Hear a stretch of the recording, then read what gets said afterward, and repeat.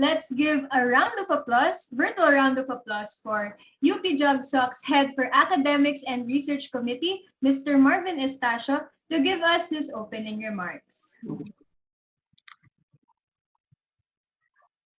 Thank you, Erica and Cheska, for that wonderful introduction. And magandang gabi po sa inyong lahat. So, una sa lahat, nais naming pasalamatan yung mga attendees for taking the time para samahan nyo kami sa ating webinar na pinamagatang Nasa AFAM ba ang True Love? An educational discussion on transnational marriages and relationships na inihahandog sa inyo ng Geographic Society of the University of the Philippines.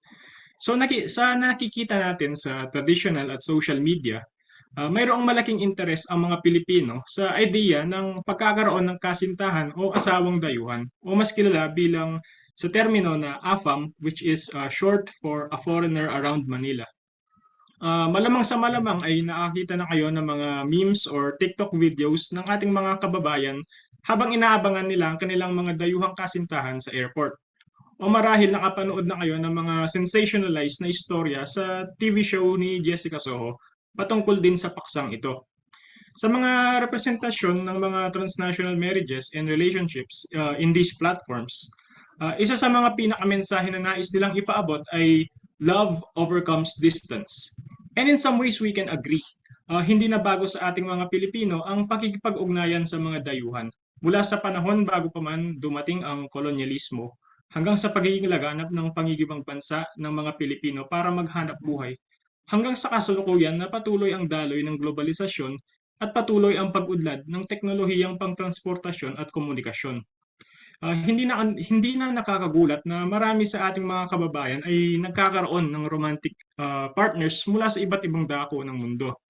At makikita natin ito sa datos ng Commission on Filipinos Overseas, kung saan meron daw humigit sa 200,000 Pilipino ang may partner na foreign nationals at karamihan sa mga Pilipinong ito ay mga kababaihan. Gayunpaman, ang interes na ito ay bihirang mag-udyok ng malalimang usapin patungkol sa social phenomenon na ito. Kaya yung layunin natin sa webinar na ito ay matalakay yung mga issue sa mga transnational marriages na maaring hindi gaanong nabibigyan pansin sa mga popular na media. So gaya na lang ng pagkakaiba ng mga nasyonal at kultural na pagkakakilanlan at kung nakakaambag ba ito sa mga pag-aaway o hindi pagkakaintindihan ng mga mag-asawa. Paano ba nag-a-adjust ang mga Pilipino, partikular na mga kababaihan, to the fact na may ibang lahi at kultura ang kanilang karelasyon? Ano-ano ba ang kinahinatnan ng mga pagsasamang ito at masasabi ba natin na nasa AFAM ba talaga ang true love? So ilan lamang ito sa mga tanong na nais nating mabigyan ng kasagutan sa diskusyong ito. Kaya sasamahan tayo ng ating mga speakers na sina Dr. Mary Janet Arnado, Dr. Asuncion Fresnoza-Flot, at Dr. Melvin Jabar. Maraming salamat po sa paglalaan ng inyong oras para ibahagi ang inyong mga kaalaman para sa pagtitipon na ito. So muli, welcome sa ating mga attendees sa ating Alternative Classroom Learning Experience hatid sa inyo ng UP GeogSoc. At sana ay magkaroon tayo ng produktibong webinar at maraming salamat po at sana marami kayong matutunan. Thank you. Ayan, thank you Mr. Marvin sa iyong napaka-insightful na opening remarks para sa event natin ngayong araw, di ba? Tama ka dyan, Mare. Parang yun na agad yung talk, Charing. Pero ano nga ba talaga yung pag-uusapan natin today? May bago bang chika about sa kanila? Ako ba naman, Mare? Puro ka na lang chika. For today's video, maiba naman tayo. Gawin nating mas educational ang atake natin sa topic na to. Kaya naman, kilalanin na natin ang ating first speaker for today. Ayan. Our first speaker is currently a professor and was the former chair of the Department of Sociology and Behavioral Sciences at De La Salle University in Manila. Just recently, she was elected as the president of the Philippine Sociological Society. She also received the 2010 Young Scientist Award in the field of sociology from the National Academy of Science and Technology for her research in women and migration. Her focus is mainly on social inequalities and mobilities among the marginalized, as well as various topics in education, migration, work, urban agriculture, health, and many more. She obtained her doctorate degree in sociology from Virginia Tech in Blacksburg, Virginia, in the United States. It is our pleasure to present and introduce to you Dr. Mary Janet M. Arnado from De La Salle University. Please give her a virtual round of applause. Good afternoon, everyone. May I request to share screen?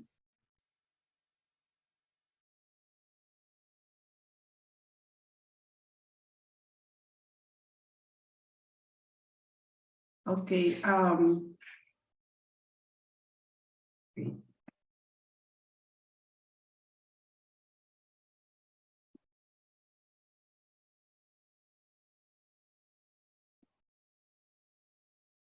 So I was asked to give a sociological perspective on Filipino transnational marriages. So this photo is actually me and my husband. I could not get, I do not have permission to share other couples' photos. So I'm using my own, and I was also asked to share some photos. So I will be sharing three photos of my family only. So in this presentation, I'm going to share my my experience being a Filipina who married a white man and lived together, or sometimes not together, with this person for almost 25 years. And I'm also going to share my research about this topic. No, I was doing autoethnography. I was, over the years, without a lot of effort, I was exposed to numerous couples, no, in several countries of the world. And also I have conducted online interviews over the years. So I've established friendships with a lot of Filipino women who married white men, and the stories continue. No? So I could not really do a lot of studies about this because it's kind of difficult for me because it is linked with my own experience. So there's a challenge how to separate the personal from the professional. You know? So this is a very challenging topic for me, but I would also like to share my work in this area. So the presentation is really based on the paper that was recently published in Journal for Ethnic and Migration Studies. And this is about whitening, no? Filipino whitening. And it is linked with marriage with white men. So this is me again when I got married to my spouse. So we didn't have the usual wedding in the church because he's not a Catholic. And yeah, so the points that I would be presenting here are some of the questions that were given to me, no, when the request was sent. No? So general attitudes towards transnational marriages and the changes over time, gender in transnational marriages, Filipinos as submissive and inferior in relation to their spouses as a narrative, as a stereotype, or as a like a question. There are also a question about how the Filipinos assimilate in the country of destination, or it could also be their spouses, no, in the Philippines. So there's always a whoever migrated, whoever moved, will have somehow to assimilate in the destination or in the new country, host country. The challenges and coping mechanisms and issues and misconceptions in transnational marriages. So as you can see, there are too many questions, and I cannot answer everything. So I'm hoping that maybe you can ask the questions later, and I can provide some of the answers. But basically, what I am sharing is not different from what you already know. So we do share this knowledge about how Filipino married to a foreigner, especially someone from the global north, is perceived in this country, is perceived by the Filipinos, no, and also in the other countries. So anyway, I've mentioned a little bit about the context of this presentation from that journal article. I would like to add that my husband, me, Volker, lived in the Philippines, in the US, Singapore, and right now in Germany.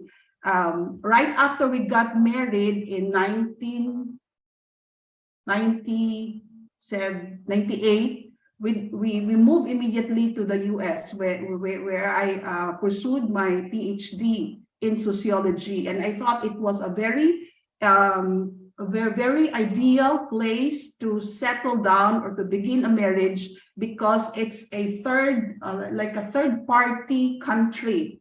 So we were kind of equal. There were not a lot of Filipinos. There were not a lot of Germans around. So we were both foreigners in this country, and we could do whatever we like without the expectations from our families and a lot of the neighborhood, the communities, no?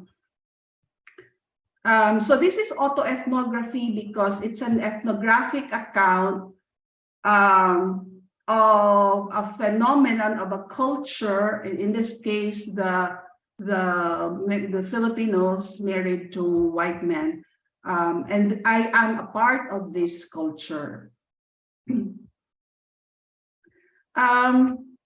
It was mentioned in the beginning, in the introduction, that there are a lot of Filipinos, according to the Commission on Filipino Overseas, there were a lot of Filipinos married to foreigners. So if you are going to go back to 1989 up to 2017, there are actually about 600,000 Filipinos who've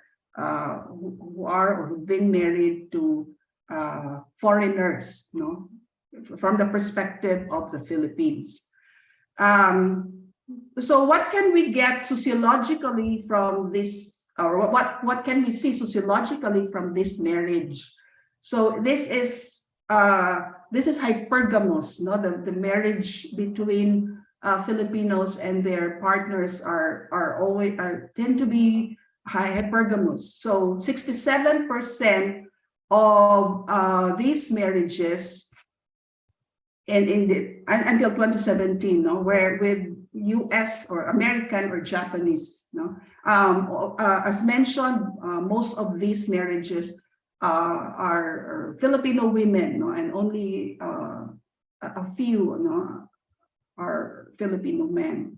But these are mostly Filipino women marrying foreign men. So there's a connection with our colonial past, because we probably because of the easier access, no, to these countries. It is 64% of these marriages were with white men. So in this case, I tend to extend this relationship with what used to be perceived as relationships with white Americans to the global, no, including all white men. Because as you know, when there are white men coming to the Philippines, they are anyway generalized as American. So even if they would say, oh, I'm from Germany, some of the Filipinos in the rural areas would say, oh, what state of that, what state of the US is Germany, or something like that. So there is really the perception in the rural areas, that most of these white men are Americans. So all white men are generalized, not as Americans. So whiteness, because the explanation here is mimicking our colonizers. We want to be white because whiteness represents a lot of privileges, distinction, prestige. If somebody is white, that's associated with the dollar sign. The white, you can see a white man, you associate that with money. So even if the white man is not wealthy, people in the Philippines, especially in the rural areas, would see that white man as wealthy. And many others. So 92% of these marriages are from the global north, to include North America, Europe, Australia, and also countries that may be generally part of the global south but are very well developed: Japan, North Korea, and Singapore. And the last is they tend to, Filipino women tend to marry older men. So based on the CFO data, the age gap on average was about 10 years, the age gap. So of course, there are extreme. There are women who are like 20 years old marrying 60-year-old men. So the wider the age gap, the more these couples are subjected to questioning look, the public gaze that questions the authenticity of their love for each other, and so on. So this is the context. This is where the sociological comes in this relationship. So it may be the relationship may be personal, very intimate, very private, but the context of this relationship is very sociological, and there is a pattern. There is a pattern that everyone can see, so that based on this characterization of transnational marriages, the stereotypes, stereotypes are developed, the prejudice and some way discrimination come in.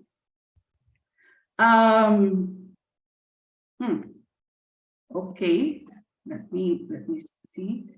Okay, so these are the implications of Filipinos' transnational marriage. As I've said, this is upwardly mobile. It's not all, might be difficult not to situate love there. Maybe love is always there because as one researcher, Rosario, was saying that Filipinos already have this fascination for whiteness, for white men. So white men are easy to love for the Filipinos. So and then of course, if you look into the various different differentiations such as age, language, maybe they would become more difficult to love because it's difficult to find a common ground. It's difficult to sometimes communicate, and they will have very few things in common. And then there are also various other reasons for men and women entering into marriage. So not just about love, but also about this desire to go to the global north, or for this man in in the predominantly white societies, they want to have a younger wife or someone, if they're very old, someone who can take care of them. So there are also relationships that are based on that. So the stereotype that I've listed here is really that the Filipina tends to be stereotyped as a mail order bride, no? Even if it's not the name anymore these days, but Filipinos are very conscious of that label. That we feel, at least the many of the women that I've interviewed that I've associated with, that if we go out with white men, even in the Philippines or abroad, especially in rural areas, we are seen as marrying our husband for other reasons than love, and this becomes stronger. This stereotype is stronger if the differences between the woman and the man are numerous. Yeah. So, for example, your educational attainment, occupation, income, of course, age. You know, so if there are so many differences between you and that, and women are positioned at the subordinate role or location in many of these differences, then there's a stronger stereotype from the others. The other thing is to look into the unit of analysis. There are so many ways to examine these transnational marriages.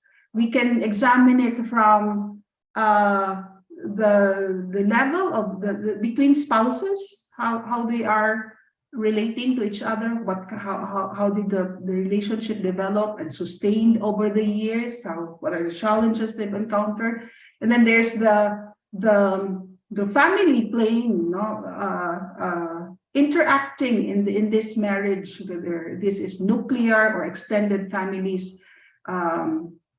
Maybe you can say that in North America, in Europe, in Australia, the extended families are not very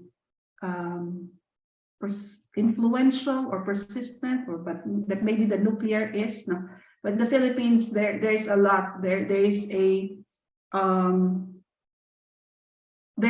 strong pressure from the family to shape the marriage in certain ways. So there's and then of course there's the community, the neighborhood, and the two nations. So I think if you are in this relationship, you have to handle the different levels of perceptions of people, even people that you do not know. You know, like you sit in a restaurant and you can see people staring at you. So we always get stared at, whether we are in the Philippines or in whatever country that is. Of course, not in very large cities. Okay, but the smaller the population, the more likely that people will stare or they get interested, or I don't know what else is in their minds. That again, if the for example, when the waiter would give the bill, the waiter would always give this to the man.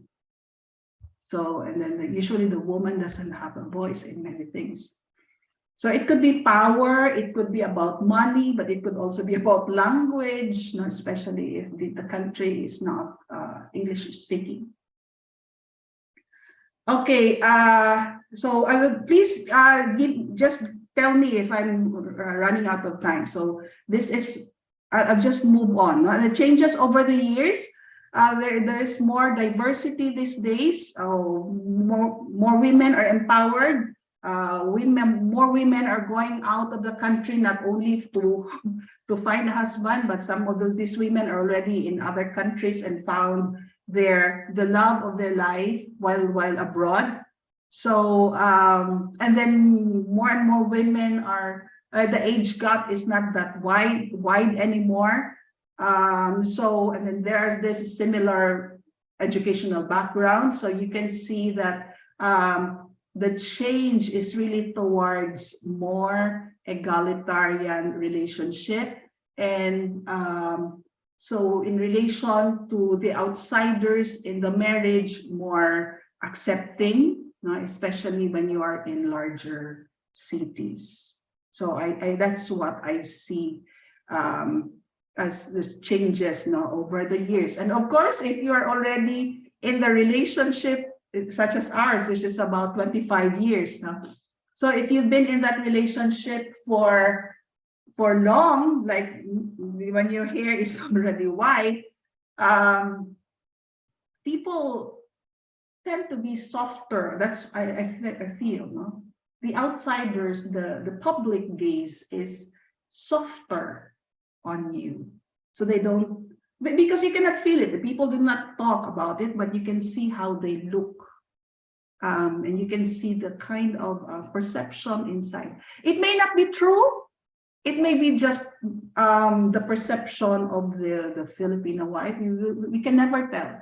But because this is repeated over and over again in various media, in the print, on social media, and in stories of these Filipinos, there's a shared experience, shared truth about these things. I do not know how much time I can actually, if there's no more time, I can stop here, but I would like to link this to Filipinos' whitening practices, because this is really what the paper, the research is about. The whitening practices is linked to, this is a post-colonial practice, experience of us wanting to become white, to be more privileged, to be upwardly mobile, and linking this to Pierre Bourdieu's theory on cultural capital. That research paper that I was writing on focused on cultural whitening as cultural capital.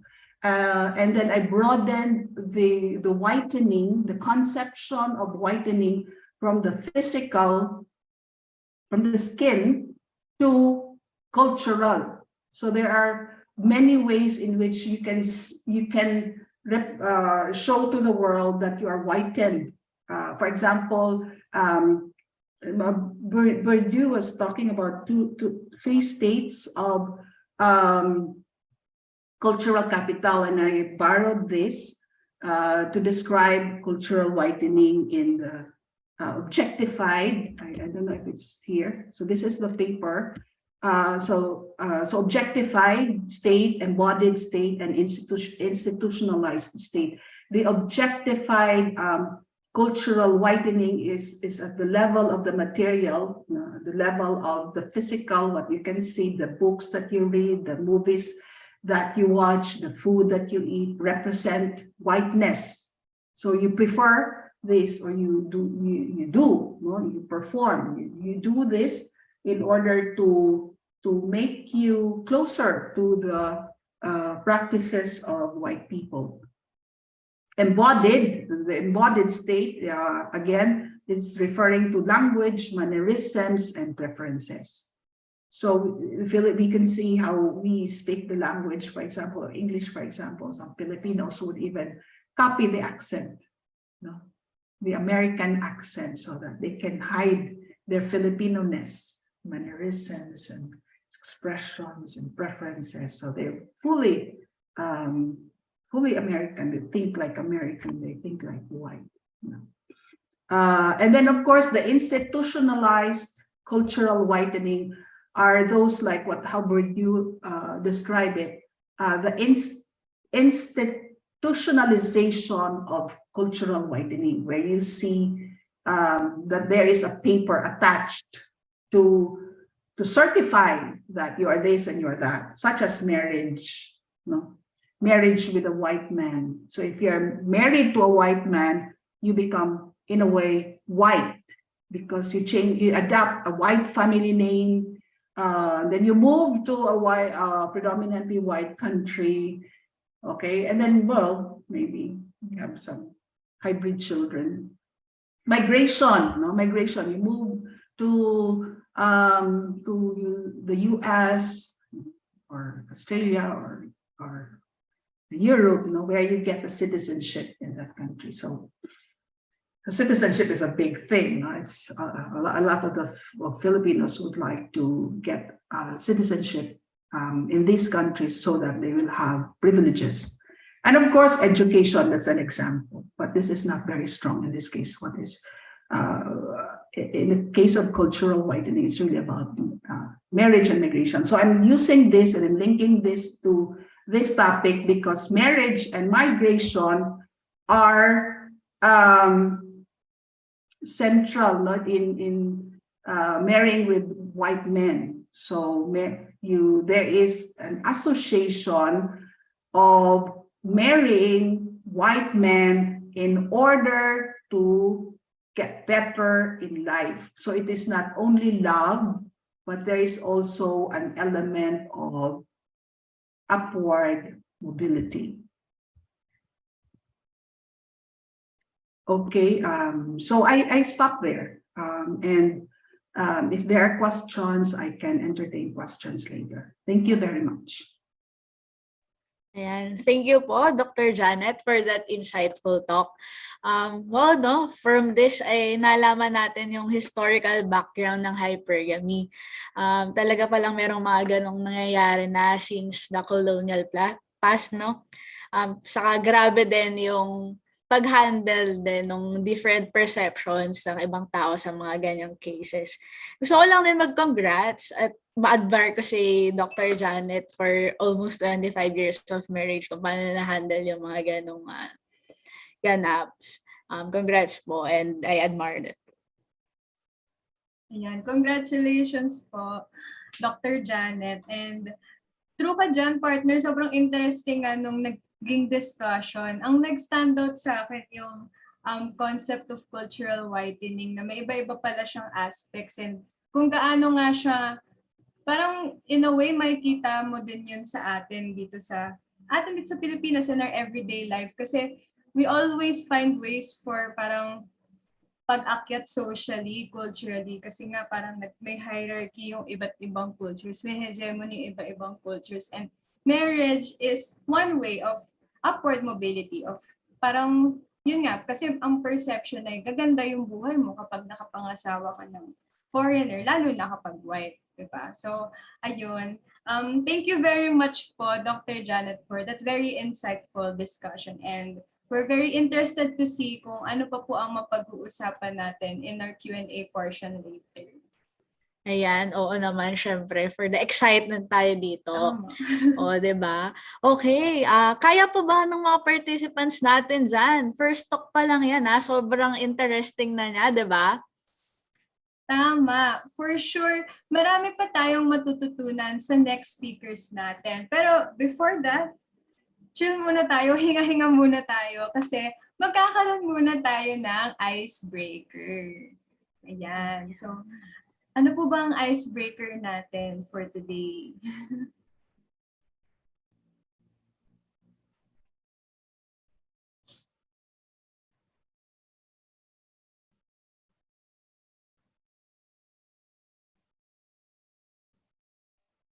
Yan, ready na ba tayo sa icebreaker natin? Hinga po tayo. Ready na natin ang ating mga kaalaman tungkol sa mga AFAM. Ay, Ayan.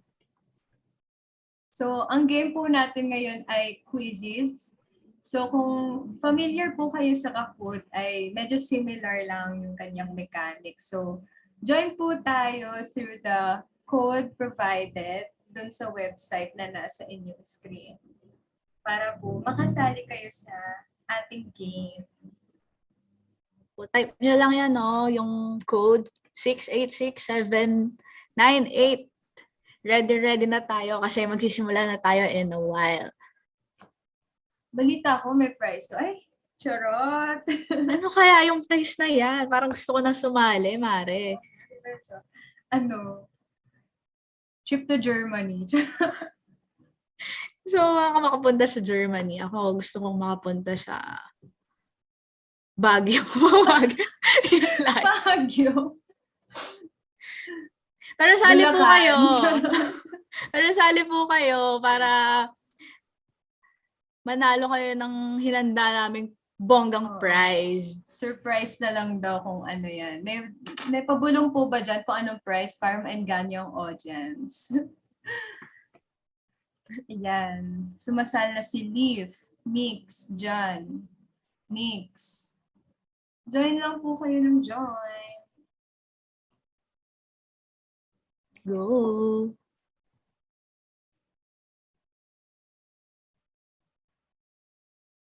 Kyle. Sino kaya si Kyle? BV. Mai. Ayan. Mag-start po tayo in 3 minutes. Ano? So, habol pa. Sali pa kayo, guys. Bongga kaya yung pa-prize namin. Hihintayin namin kayo. Sino pa ba ang mga nandyan? THV. The V. Sa tingin mo, Mare, ano kaya yung mga tanong dito? Feeling ko tungkol sa ano. Ano nga bang pwede bang ano lang, kit-kit lang. Pwede bang tanong natin sa mga participants kung ano yung gusto nilang prize? Tama. Okay, ako may Comment naman sa comment box. Uy! Comment section kung anong gusto nyong prizes habang naghihintay tayo ng mga sumasali. Nabulungan ako, Mari. Ay, ano naman, nung nasagap mong chika. House and lot daw. Charot! May pa-Gcash daw ang ating organizer. So, kung gusto niyo ng maagang pamasko dyan, sali na po Oo nga, kayo. no? Pang-check out din yun, 12-12 na yun. Totoo. Oo nga, 12 ngayon. May 19 participants na po tayo. Ayan, 20 na. Habol po ang iba. 63 tayo sa Zoom. 64 tayo sa Zoom ngayon. Diba? Ayaw niyo bang manalo ng prize? Prize. Pang-check out din yun. Free shipping pa naman ngayon. Uy! Meron daw may gusto prize AFAM. Naku! Ay! Gusto mo rin yun, Mare? Baka ikaw. Parang gano'n din yung gusto kong Parang gusto kong sumali na kung gano'n. Sali ka na, Mare. Naku. Pero baka mahirap yung questions eh. Paano kaya yan? Dapat competitive tayo. Dapat galingan natin.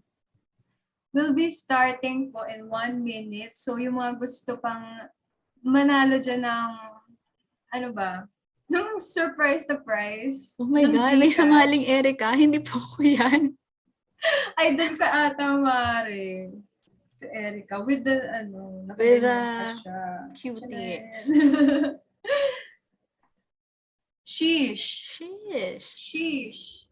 Ayan, habol po. Ayan, 27. Dumadami. Go. Last minute. Oh, 6:18 na. Dali. May hahabol pa po ba? Ayan. Kung wala na po, baka pwede na po tayo mag-start. Tech Team Ems. O, hindi rin ako yan. Charot. Baka gusto mong manalo ng AFAM, Mare. Ayan. For question number 1, according to the PSA, what % of marriages in the Philippines in 2018 are interracial? Ano nga ba? Ay, ang bilis ng time! Grabe, for the pala to? For the fast. Oo. Ay! Marang galing naman natin. Galing Erica at ni Francesca. Winning in life tayo. Tama. Baka oras na talaga natin para magka-AFAM. Charot.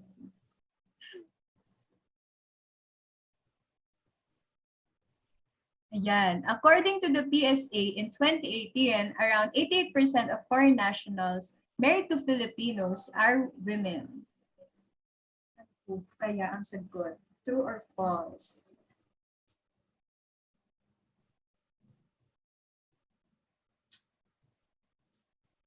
Galing talaga natin, Mare. Winning in life tayo Winning in dyan. life talaga tayo. For the next question, according to the PSA in 2018, Filipino men married women from which of the following nationalities most frequently? Chinese, Canadian, Australian, or Japanese? Ano kaya? Baka may hint yung picture. Ay, Uy, nanguna ka na, Mare. Mare, nalamangan kita. Galing naman nung ano. Australian po namesake ang tamang natin. sagot. Australian. Yan. According to the PSA, ulit, in 2018, Filipino women married men from which of the following nationalities most frequently? Ano po kaya ang sagot? American, Japanese, Korean, or Canadian? Ang taray. Uy, full disclosure, di po kami yan Baka, American po ang tamang sagot. baka ano. Ayan, next question po. True or false? According to the Constitution, children born from transnational marriages can claim Philippine citizenship.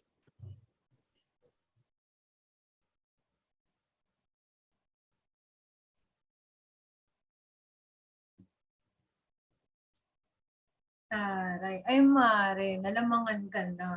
True po ang sagot. True.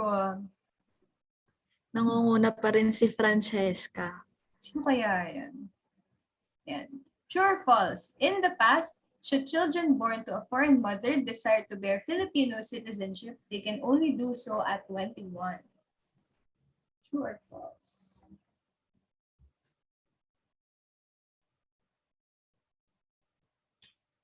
Ay! Namare! Nawala na ako sa Grabe. leaderboard, pero false po ang sagot. False po ang sagot.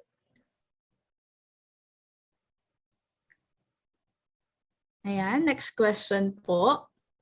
True or false ulit? According to the 1935 Constitution, Filipino women who married foreign nationals would lose their citizenship. True or false?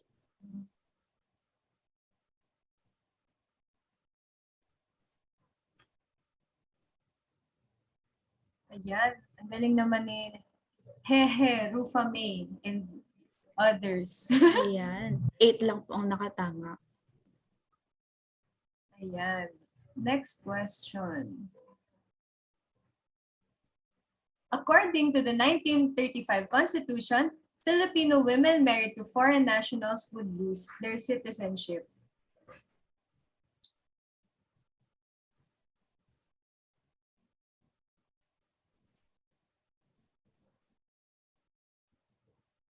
Grabe ang ang Hindi na, close ng umalis din si competition. Pero true po ang sagot. True po ang sagot. Grabing close fight yan. Sobrang pabago-bago yung leaderboard. Kaya nga eh. Pero next question na tayo. Who among these late politicians had a foreign spouse? Feeling ko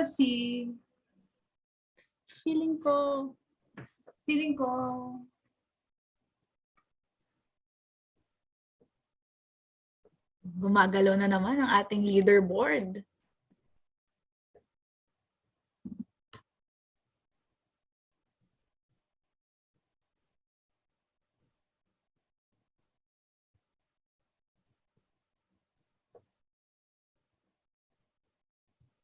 And ang ating last question, ayan. Who among these Filipino celebrities is not married to a foreigner? Sino kaya?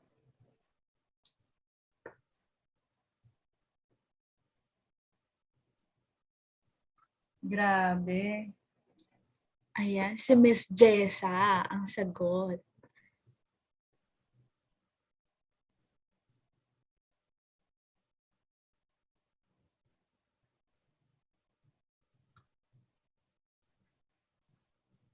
At yan po, nagtatapos ang aming mini-game.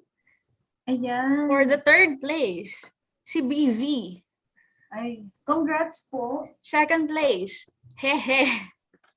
Hehe.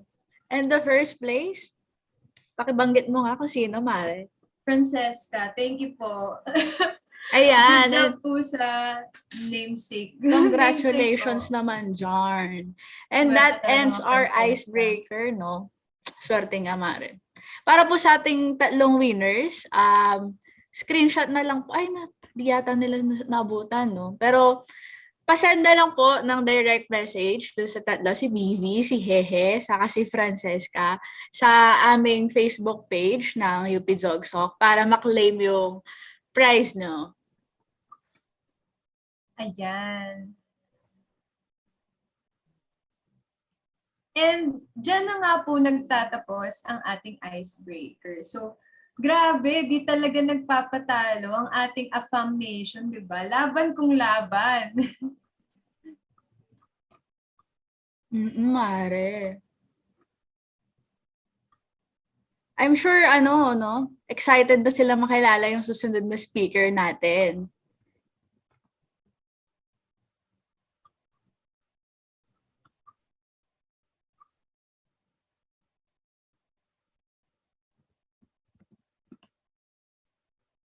Ayan po.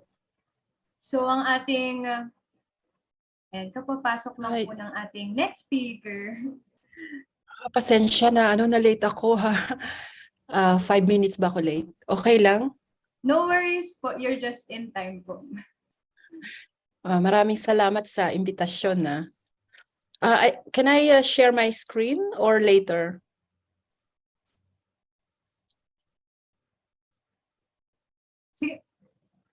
Sige po, you can share. We'll do a quick introduction na lang po muna. Sige. Sige po. Ayan. So our next speaker is currently a tenured research associate of the Belgian Fund for Scientific Research and senior lecturer at the Laboratory of Anthropology of Contemporary Worlds in Université Libre de Brussels in Belgium. For the last 10 years, she has been working on conjugal mixedness in Europe-Asia social spaces. Her recent publications include the special issues Asia-Europe Intimate Links, Family Migrants, Binational Couples and Mixed Parentage Children, and Divorce in Transnational Families, Norms, Networks, and Intersecting Categories, as well as the volumes International Marriages and Marital Citizenship. She holds a PhD in sociology from the Paris University, now Paris State University in France. Ayan. So without further ado, let us all welcome Dr. Asuncion Fresnoza-Flot. Please give her a virtual round of applause. Thank you po, ma'am. Maraming salamat sa imbitasyon na. It's a great honor for me to be invited in this event. I find it very innovative to this kind of, encounter exchanges. So I hope my presentation today would bring new insights for all the young researchers, young students who are attending this event. So I will try to share my screen because I prepared a short presentation. Would you mind giving me the authorization to share my screen? Because right now I am not yet authorized. Okay, I will try. Could you see my slides?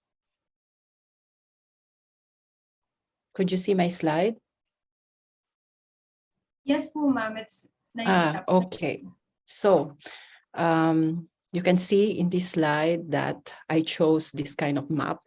I was actually thinking, ano ba ang magandang larawan na pwede kong ilagay dito sa unang slide na to para maka-attract ng atensyon ng mga nakikinig. So I chose this because it really shows the geographic dimension of this phenomenon of what we call transnational marriages. Some scholars would call it international marriages, so between the Philippines and Belgium, between the Philippines and the Netherlands.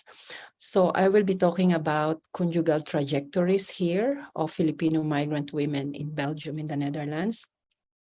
So a bit of background, I draw this presentation from my postdoctoral study way back in 2017, no, 2016, 17, yes. So since the theme of the event is about kung meron bang pag-ibig o love sa AFAM, a foreigner in Manila. So I would also try to, how can I say, put into question some stereotypes that kind of exoticization of the foreigner in Philippine society. Like we have this kind of stereotype na kapag gusto mo magkaroon ng stable relationship or romantic relationship, you look for a foreigner, as someone who came from rich countries in North America or English-speaking world or in East Asia, something like that. So I decided to focus in this presentation on the theme about marriage, migration, and divorce. So it's like we will trace together conjugal trajectories of Filipino migrant women.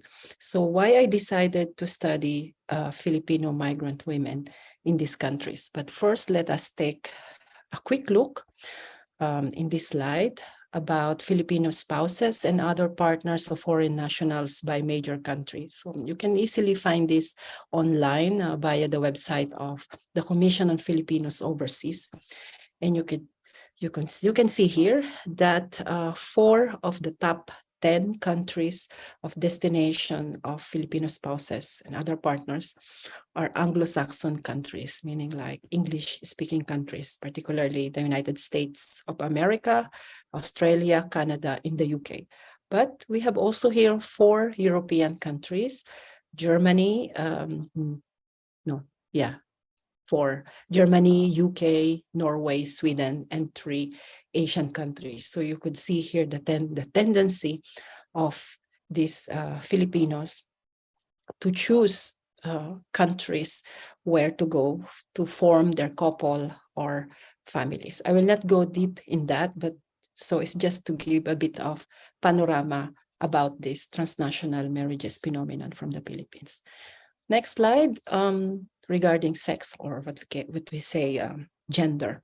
You could see that women still numerically dominate this transnational marriage phenomenon from our country.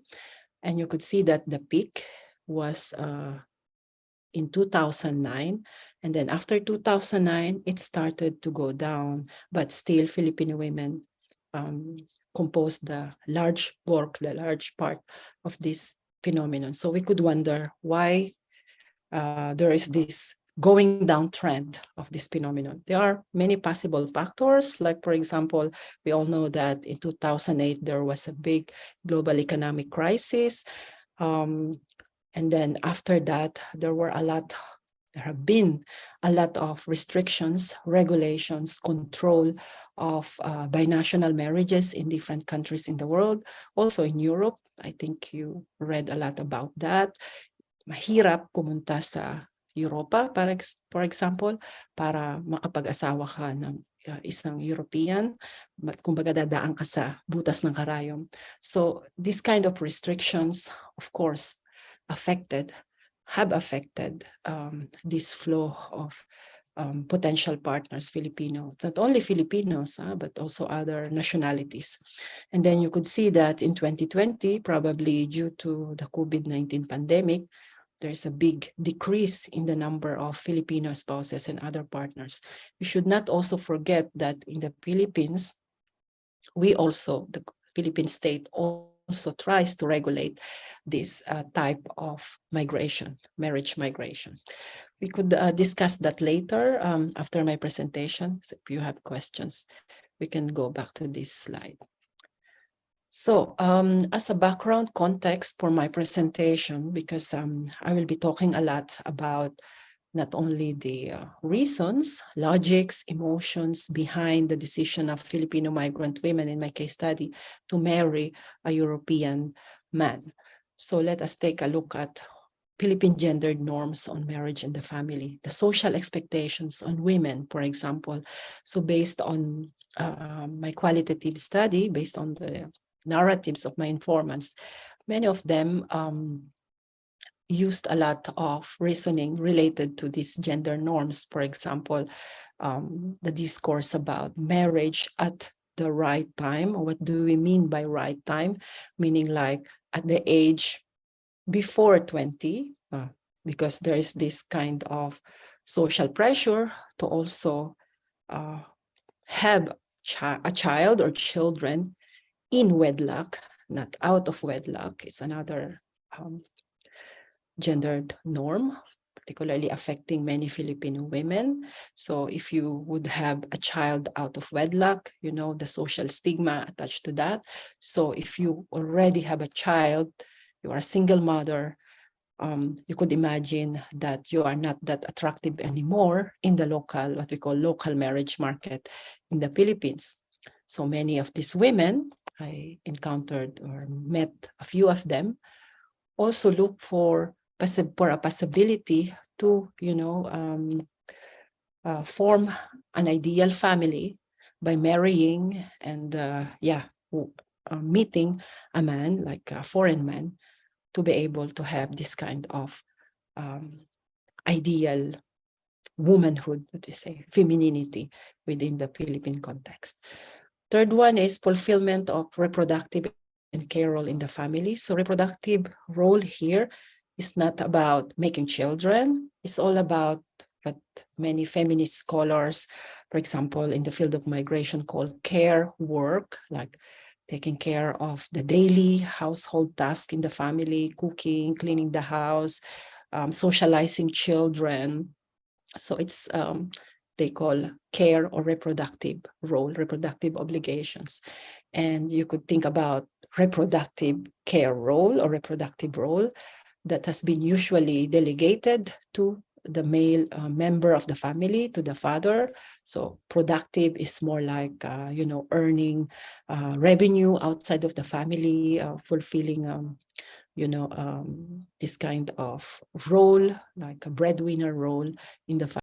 So here, the expectation in Philippine society for women is for us to provide reproductive or care work, care to fulfill our care obligations to the family. So many Filipino women, for example, in Europe, who arrive here, they do not forget their natal family. They try to send, for example, remittances, small gifts to their family as a way of fulfilling these care expectations on them. So yeah, now we know a bit, I think you know, we all know, alam nyo yan kung ano yung expectation para sa mga babae.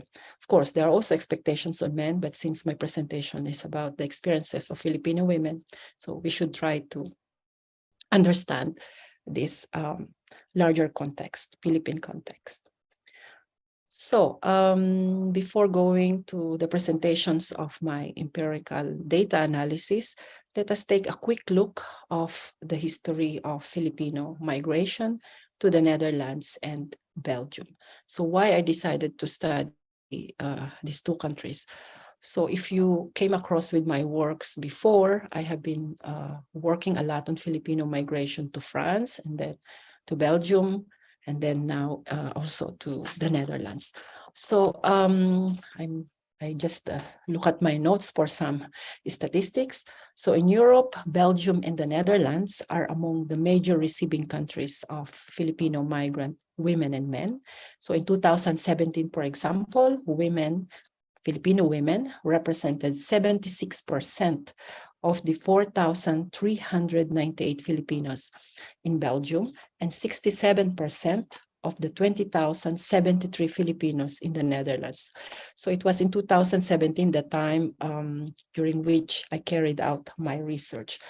So Filipino migration to these two countries started after World War II, like what we observe also in France and in other neighboring countries. What I mean is the massive Filipino migration to Europe.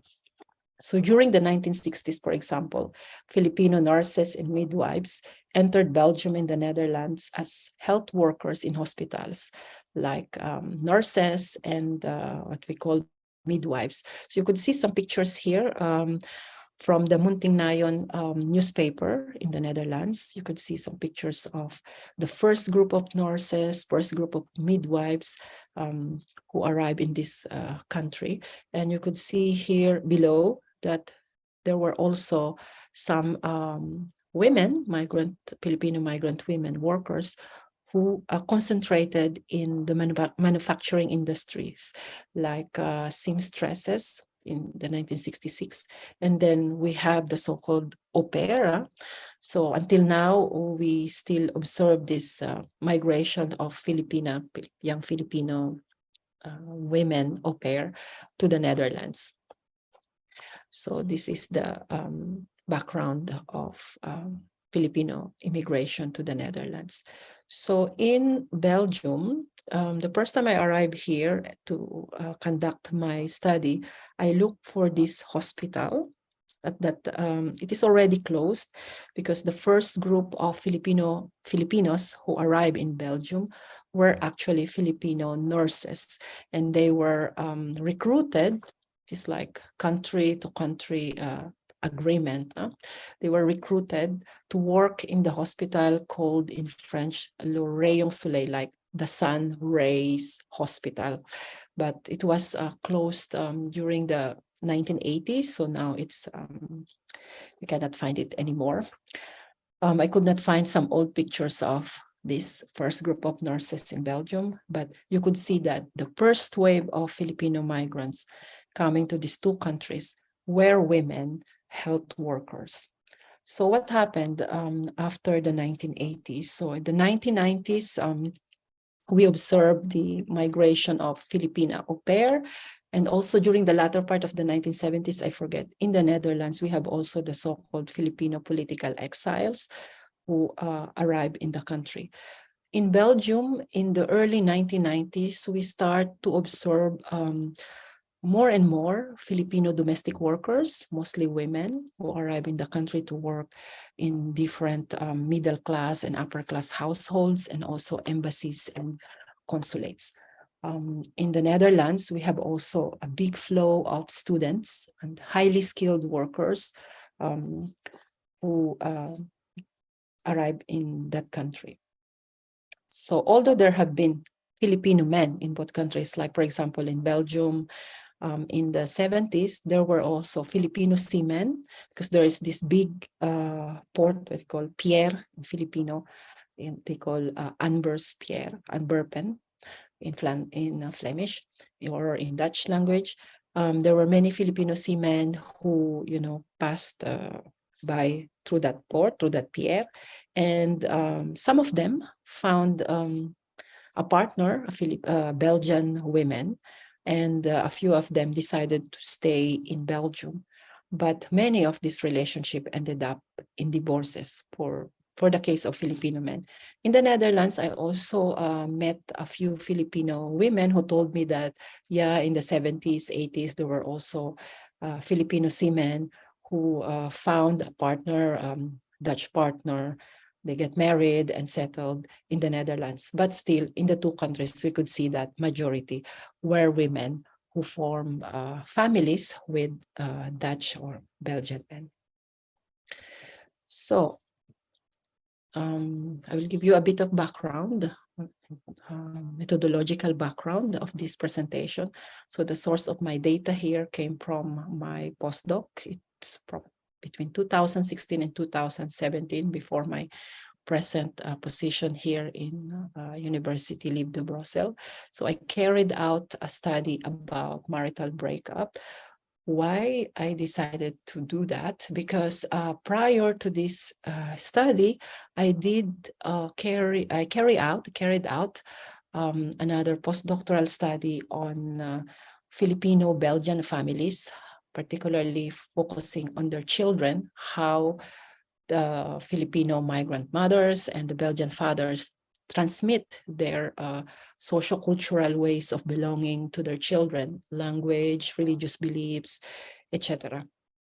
And then during my field work at that time, I met a few Filipino women who were actually divorced or separated from their former partners, and who told me and shared with me their stories, who were, how can I say, very complicated because of the Philippine family law. We all know that in our country, mahirap mag-divorce kasi it's absolute divorce is not available, is legally unavailable in the Philippines.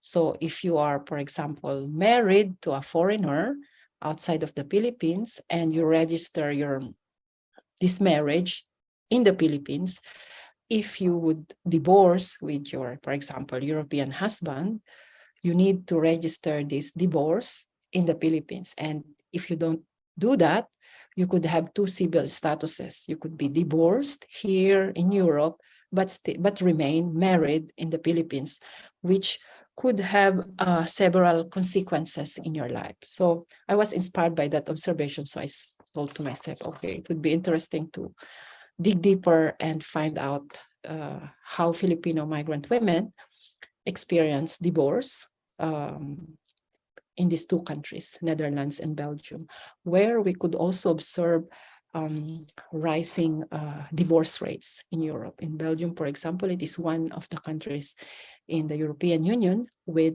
a higher rate of divorce. So that was the motivation behind that study. So it was a qualitative study. I will explain later. So for this presentation, I will draw from this particular chapter that I published recently in this co-edited volume. It is open access, so please feel free to type in your, for example, Google Scholar or Yahoo.com. You could easily find the link to download this book, and you could read the chapter about pursuing respectability in mobility.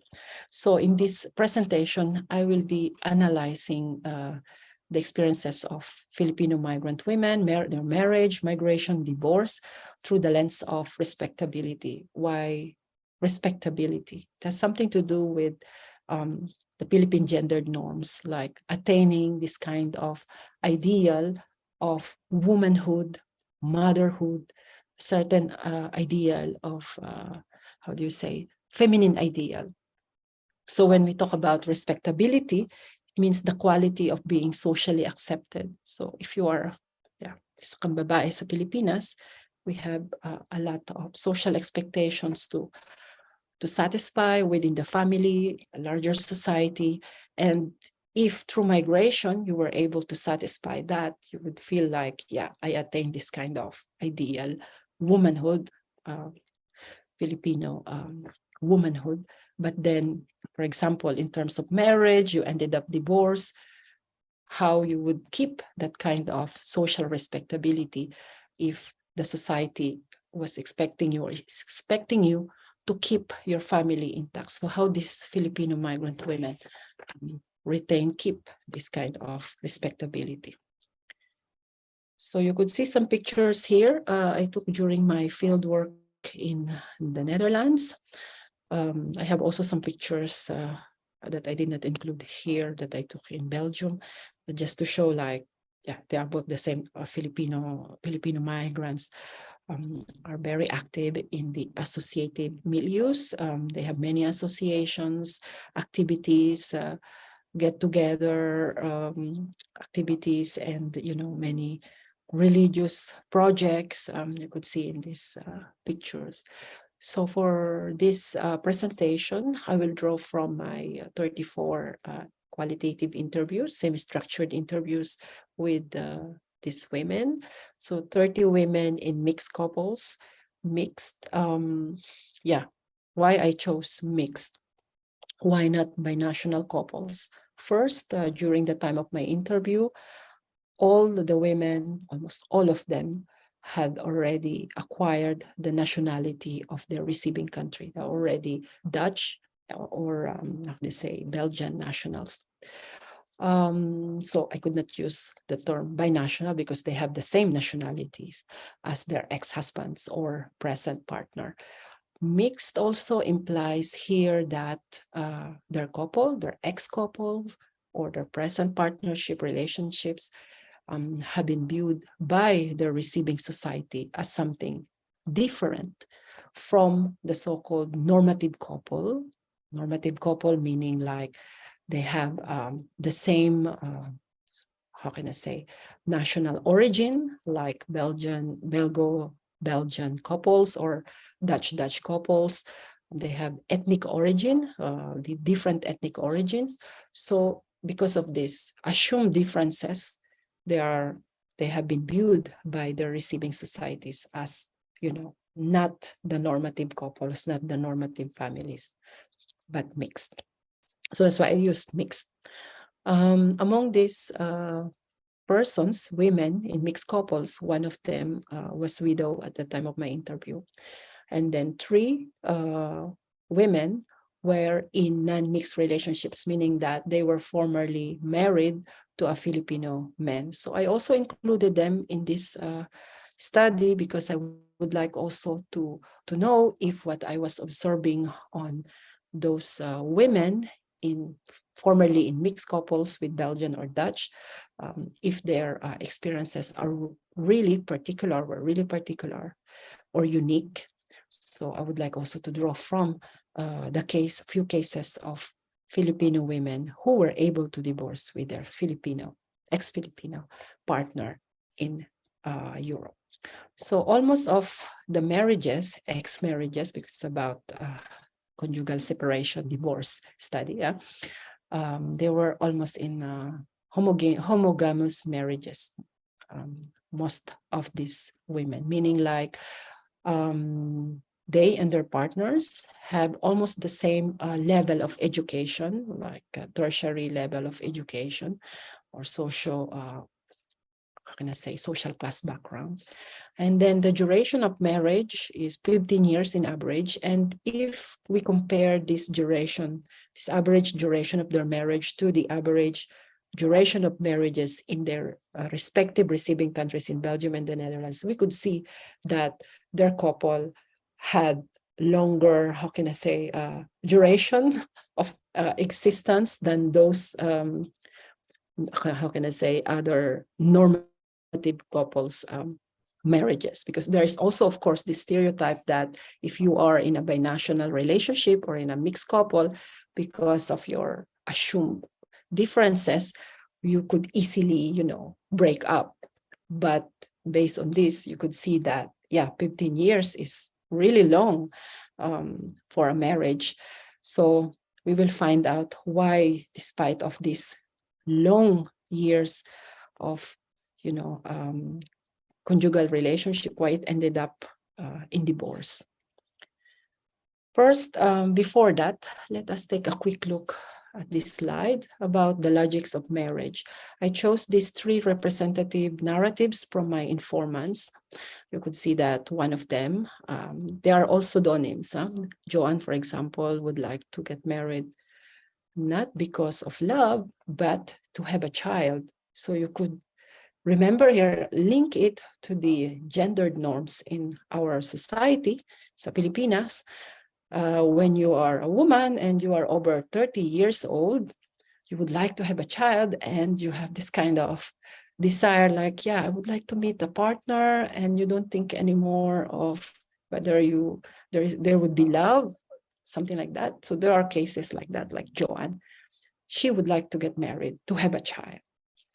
Another one, for example, Rosa, her reason to come to Belgium was to work, to help her family. So again, there is this link to the social gendered expectations in the Philippine society for Filipino women to fulfill their reproductive and care work to their natal family. Rosa is one of these women who would like to satisfy this gendered expectation, to be able to help her family out of poverty by migrating, and migrating would be easier through marriage. So we all know that, for example, in Europe, the number one, channel, the easiest channel, not really easiest, but many people would say like, it's the easiest channel to go to Europe is through marriage. So if you see the statistics in many European countries, family reunification via marriage is the number one way to immigrate to Europe. So Rosa took that channel to come to Belgium. Another one is Lani.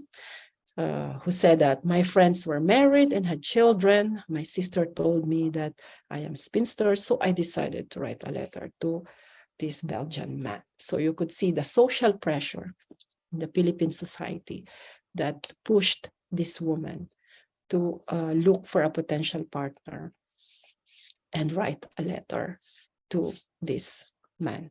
So you could see these logics of marriage of the women I interviewed are really closely related to these Philippine gendered norms, social expectations on them. So what happened?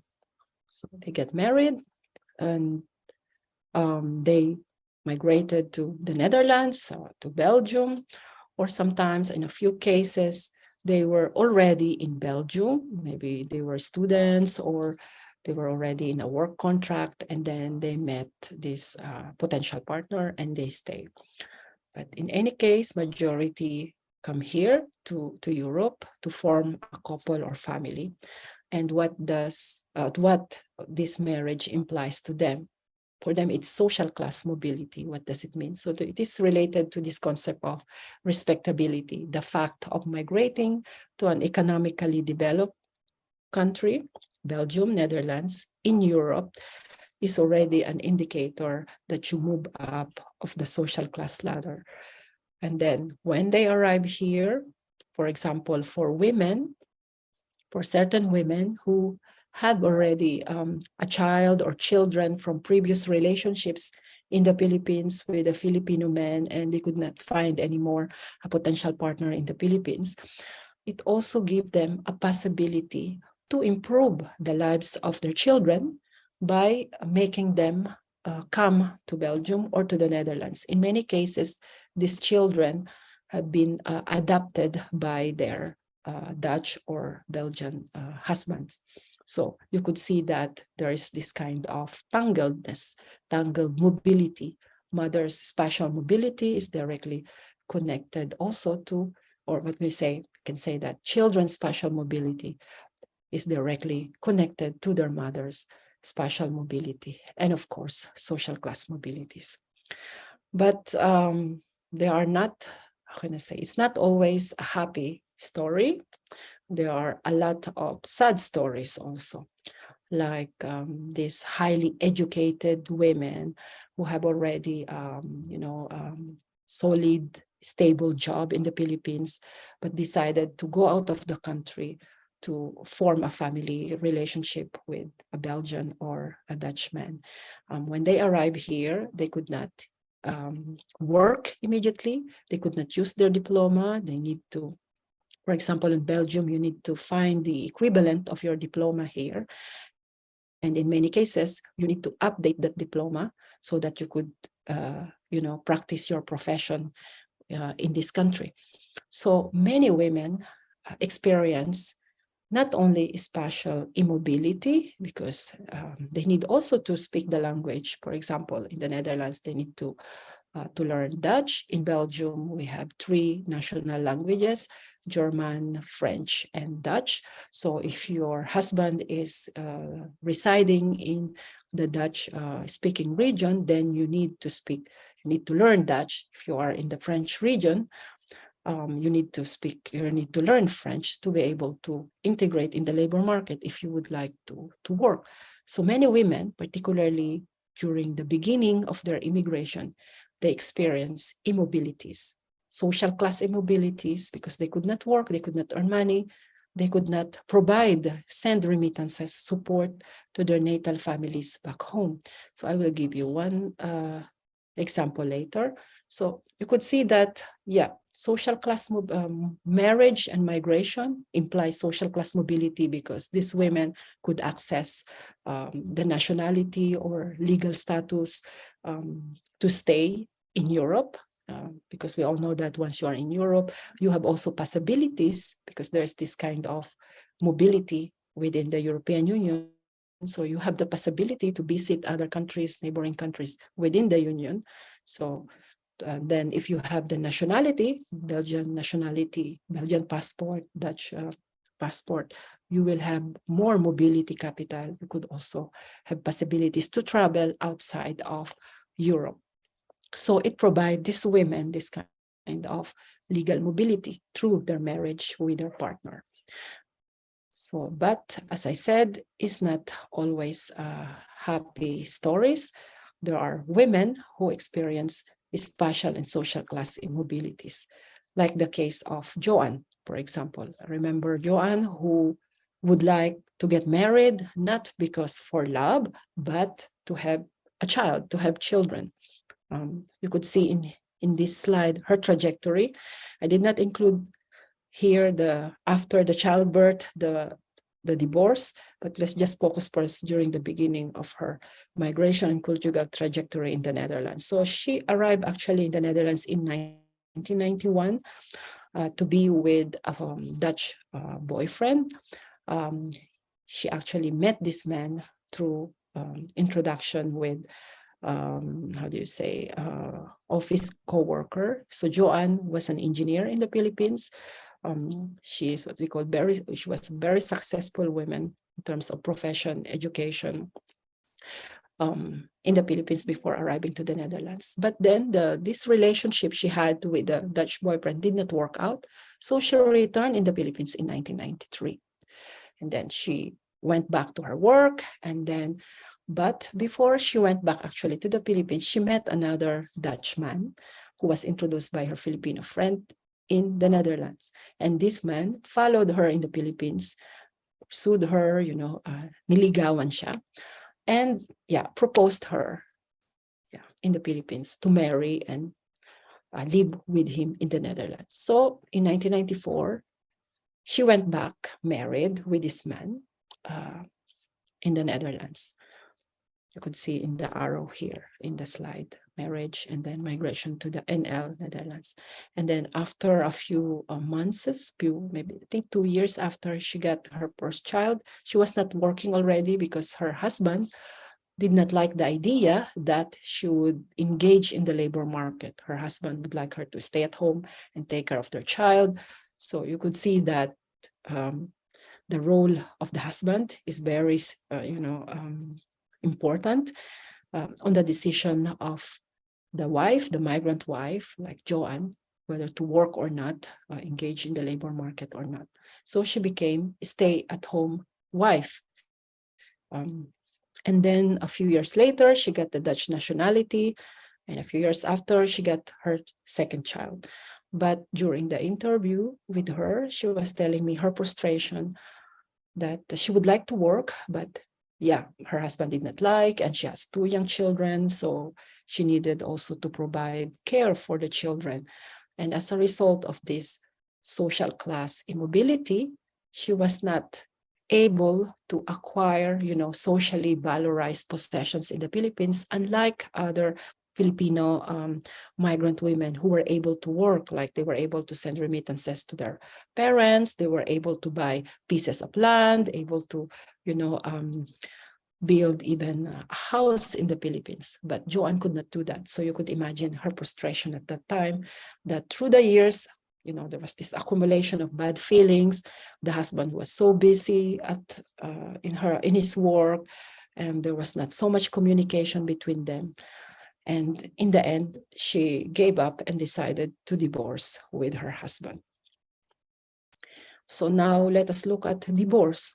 So if we analyze all these qualitative interviews, of course, the objective of the study is not to generalize. Once again, it's a qualitative study. It's not quantitative based on survey. The objective is to get in-depth data, rich data of how these women experience migration, marriage, and divorce through time. So anyway, in any case, to understand better this result, I made a graph like here, and you could see that like women were the ones who initiated the divorce with their European partners. It reflects the general, observation in the field of family studies, divorce studies, that it is the women in the couple who usually, decide to end the relationship. So there are a few men who decided to break also, because I also interviewed a few men I did not mention them, like 3 or 4 men in the Netherlands, and then both. But here you could see also the 4 major reasons why relationships, marriage is broken or broke up. First is domestic violence, lack of intimacy and communication, infidelity, and financial problem. So these are the 4 major reasons. So what happened when your marriage, for example, ended up in divorce? So in the Philippines, let's go back to these gendered expectations on men and women, particularly regarding marriage and the family. So we have these expectations that we should keep intact our family, whatever it takes. Kahit na maraming mga problema, we need to not to separate. But yeah, these women ended up divorced. So what happened to that? They lost a bit what they call this social respectability. Lila, for example, told me that they, kanyang mga kapamilya sa Pilipinas, could not accept her divorce. She said that I even heard my brother saying angrily, like, if I were your husband and you leave me, you'll see what I will do. So she said my family could not imagine it. They could not accept it. A few women actually kept it secret that they were divorced to their husband, ex-husband, at the beginning of the conjugal separation. And it's just after a few months when everything was like, they call lilo, di na masyadong, wala na masyadong mga ingay, that they decided to reveal to their families, that family members, that they divorced their husband. So it was not easy for them. And during my field work in the Netherlands, in Belgium, I really observed this kind of social stigma on women, on divorced Filipino women, because even the fact that like you would like to meet divorced women and you would like to interview them, it was so difficult for me at the beginning. I thought like, oh, what was going on? I also did ethnographic studies before on Filipino women, and I found it very easy to meet them, to interview them. I did not experience any difficulties, but doing a study on divorced women, it was really hard to find interviewees who would really trust you and reveal their private lives, these painful stories, because of this social stigma within the Filipino community. Okay, divorce. So what kind of immobilities that these women experience after divorce? So paradoxically, unlike their marriage life, after divorce, they experience more spatial mobility at the local level, meaning within their receiving country. Why? First, because they have the so-called, how can I say?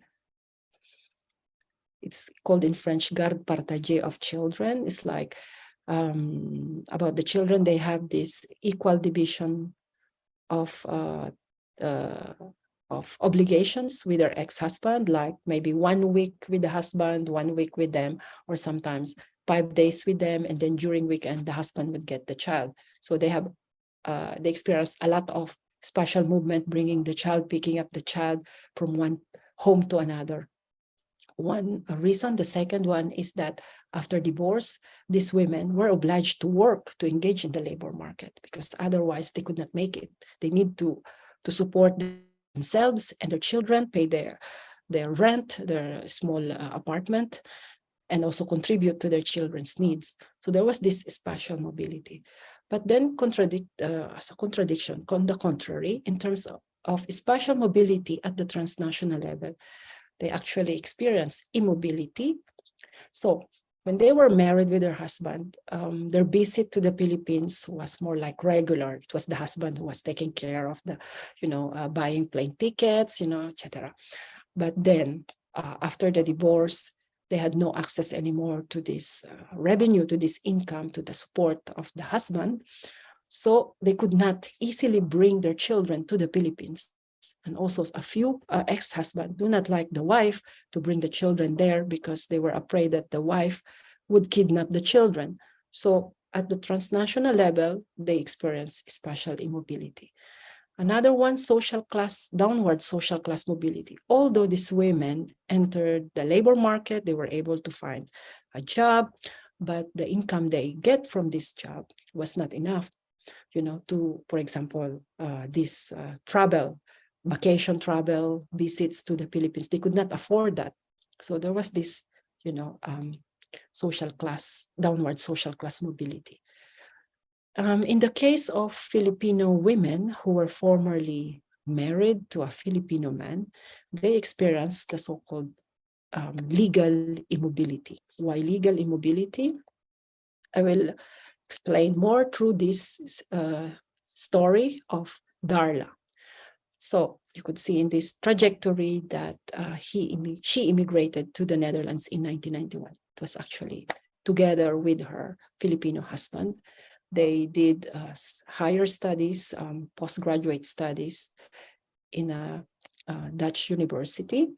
And then after that, her husband found a job and he was not always at home, always traveling. And then there was this kind of communication gap between them. And then they decided to divorce in the Netherlands. At that time, before the divorce, they already acquired the Dutch nationality. It was in 1996. So they divorced. The ex-husband, Filipino husband, went back to the Philippines in 2011. And then Darla, after a few years after, she met one of her former classmates in high school in an online chat, and they developed a kind of relationship. And they would like to get married, but this man, a Filipino man, who at that time was separated from his Filipino wife. Yeah, there was no divorce in the Philippines, so he is still considered as married to the Filipino ex-wife. And Darla, she is divorced in the Netherlands, but in the Philippines, she is still married to the ex-husband who at that time had already another partner, but of course not married. So they would like to get married. Even in the church, they could not get married because she got married with her ex-Filipino partner in a Catholic church, and there's no divorce in the Catholic church. So what she did was to make the new partner, Filipino partner, to go to the Netherlands, where at least they could live together, what they call legal cohabitation, but not married. So this shows the difficulty, the so-called legal immobility for some Filipino women who would like to restart a new life after divorce, but could not because of this impact of Philippine family law on their lives. So conclusions, we could see that in this case, that marriage, the institution of marriage, the institution of divorce are interlinked institutions. It's difficult to draw the line, the border between the two of them, particularly if the family law in the country of origin of the women in the Philippines does not allow these women to divorce, while the family law in the receiving society is contrary to that, very different to that family law in their country of origin. We also see that Filipino women's pursuit of respectability results in or from tangled immobilities in social, legal, socioeconomic terms.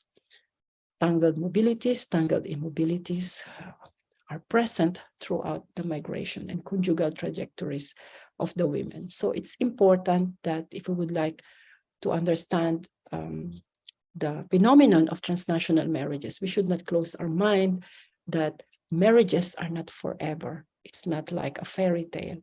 Many marriages, in the Philippines, we have statistics on transnational marriages, but we could not find statistics on how many of these marriages actually, stand the test of time. Maybe if we have that kind of statistics, we would be surprised that many of the marriages, transnational marriages, actually end up in separation or divorce. So I end here my presentation, And you could see in this last slide some of the related publications. If you are interested in this, you can contact me using the email below. So thank you for this possibility, this opportunity to share with you my research. Ayan. So Thank you looking po. forward to your questions. Yes po. Thank you po ulit, Dr. Asuncion, for that wonderful talk. So dito nakita natin na iba-iba pala talaga yung experiences ng ating mga kababayang nakapagpangasawa ng AFAM sa iba't ibang panig ng mundo, no? So dito nakita natin na merong mobility coming out from gender norm and expectation dito sa Philippines na nagbe-bring out ng emotion sa ating mga sarili-sariling mga buhay, ng logic gaya na lang ng case ni Joanne, saka ng mga tao na from work, 'di ba? Nakakilala sila ng ibang mga tao. So parang sobrang complicated and complex talaga ng salitang love, no? Saka ng mga nakikilala mo sa iba't ibang panig ng lugar na maraming possibilities na pwedeng ibigay. Bukod sa mobility ng migration, meron ding immobility na binanggit ni Dr. Asuncion, no, in legal and social aspect, di ba? Nabanggit natin yung mga divorce, mga gano'n na hindi naman lahat ay nakakaangat-angat sa buhay. Meron ding ibang immobilities gaya nga ng mga legal aspect and social aspect. Ikaw, Mare, anong nakuha mo at favorite mo sa mga sinabi ni Dr. Asuncion? Yan, tama ka talaga dyan, partner. Ang dami ding tumatak sa akin sa naging talk ni Dr. Asuncion. And gaya nga na sinabi mo, sobrang complex nung quote-unquote love, di ba? Ang dami talagang ibang dahilan kung bakit pinipili ng mga Pilipina na magpakasal sa mga AFAM. And mostly, madami ito ay rooted sa kanilang material conditions. Merong dahil gusto magkaanak, merong dahil na gusto magka-access sa mobility. And interesting din makita yung pursuit, yung sinagaya nung sinabi ni Dr. Asuncion, yung pursuit for social respectability and kung paano makikita yung na sobrang integral yung kanilang marriage, yung kanilang relasyon sa kung paano sila tinuturing ng ibang tao. And gaya nga nung share ni Dr. Asuncion na nung merong nakipag-divorce sa kanilang foreigner na asawa, ay nagbago yung pagtingin sa kanila, di ba? So parang sobrang daming nuances talaga and sobrang ang dami mo makikitang differences in terms of paano nabuo yung identity and respectability ng isang Filipina dahil sa kanyang transnational na marriage. So, thank you po talaga, Dr. Asuncion, sa insights na na-share. Maraming salamat. Meron lang akong 3 minutes para umalis. So kung merong questions, I can answer directly. Kasi may klase ako pagkatapos. Pasensya na talaga. Napatagal yung presentasyon. No worries po. Ayan, so Dr. Asuncion would have to leave in 3 minutes. So, habang nandito na din si Ma'am, you guys can send in your questions right away. If ever po ba, sige po, ayun po may nag-question. Sige. Basahin ko na lang din po. Ayan. Sige. So, just to clarify with Dr. Asuncion, if a woman decides to divorce in a foreign country, should be considered divorced in that country but still be married in the Philippines? Yes, magandang tanong yan. So, ganito yun. Kung halimbawa mag-aasawa kayo ng foreigner, if your marriage would take place outside of the Philippines, normally ang rule is that you register it in the Philippine Embassy. But some Filipinos or a few Filipinos who failed to register their marriage dun sa embassy, they would be still considered single in the Philippines. Okay, so it's like double. So if you do the registration, okay, you are both married in the Philippines and, for example, in Belgium. But if you fail to do the registration, then you would just be married in Belgium, but not in the Philippines. And then when you divorce, what would be the impact of that? So you could divorce in Belgium. Now you will have the civil status divorced, single. And then if you fail to register your marriage in the Philippines, you have nothing to do because you are still married, you're still single in the Philippines. The problem comes kung halimbawa, pinaregister mo yung kasal nyo nung foreigner outside of the Philippines, pinaregister mo sa Philippine Embassy. So, registered ka pa rin as married in the Philippines. So, that's the source actually of legal complications dun sa ibang mga Filipino women na na-encounter ko. So, yeah, kung hindi ko naman sinasabi na okay, to prevent problems, so mo na lang iparegister, but it would have also legal consequences on you. Like for example, kung gusto mong bumili ng common properties sa Pilipinas with your husband, it would be difficult for you. So yeah, but I'm just explaining the situation. So it has both impact, legal impact on your life, kung ipaparegister mo or not sa Pilipinas o hindi. Yun, I hope I answered the question. I really need to go. So if you have further questions, please contact me using the email address. I would be happy to reply to your questions. Thanks a lot. Yes po, ma'am. Thank you po. Ipapadala na lang po namin yung questions if meron man sa email po. Ayan, kung may questions Maraming kayo, salamat. guys. Thank you. Yeah, thank you Thank you very Bye-bye. po. much Take care. po. Ingat po kayo. Bye-bye. Maraming salamat. Thank you po. Ayan, 'di ba, nasaksihan natin yung talk ni Dr. Asuncion. Para sa ating mga ka-AFAM Nation, gaya ng sabi namin kanina, kung kayo po ay may mga katanungan or mga experience about earlier topics, ayan, please jot them down. At ayan, kung may question kay Dr. Asuncion, pwede namin siyang ipadala through email.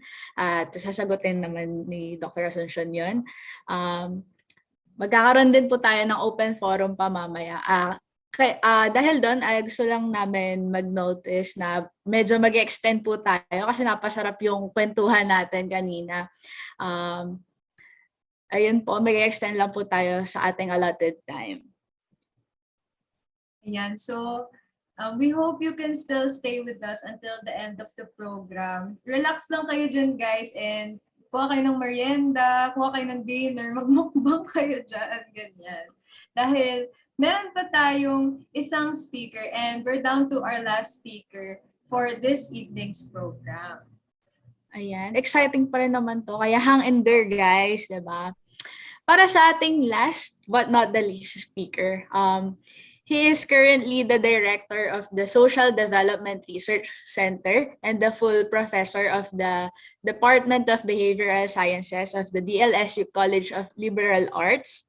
And aside from this, he is also the current principal investigator in the SDRC study entitled Ethical Technology Assessment of AI and the Internet of Things among Gen Z population in the Pacific region, the case of Philippines, Thailand, and Japan, and was the co-investigator in the recently completed project entitled Digitalization and Digital Asset Management of Archival Materials in History of Leprosy in the Philippines.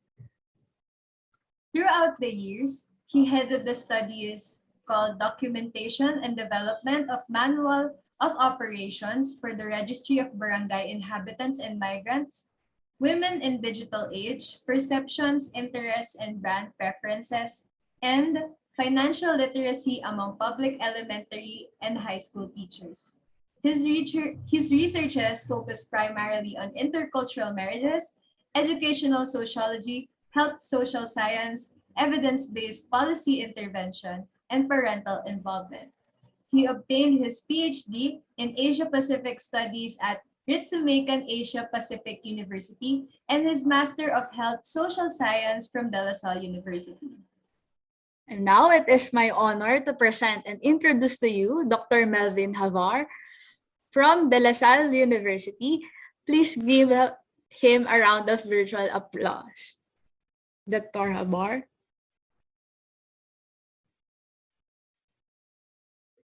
Can you hear me? Can you hear me?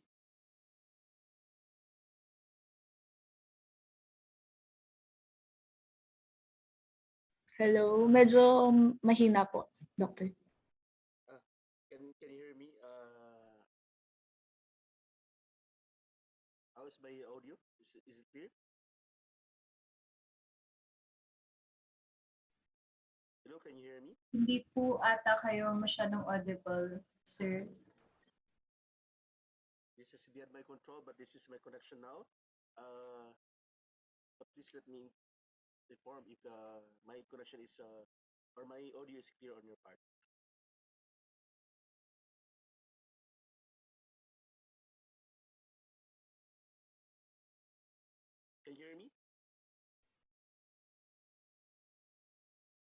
Hindi po masyadong clear, sir. Sorry.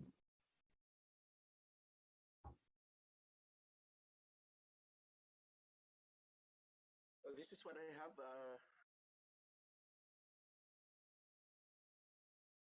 This is my state of connection, but I hope I'm clear on your part. So should I proceed, or should I wait until the connection is going to be fine on your part?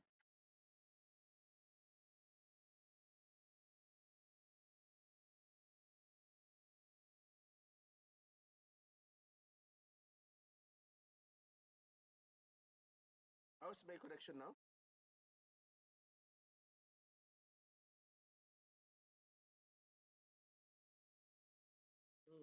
What should I do?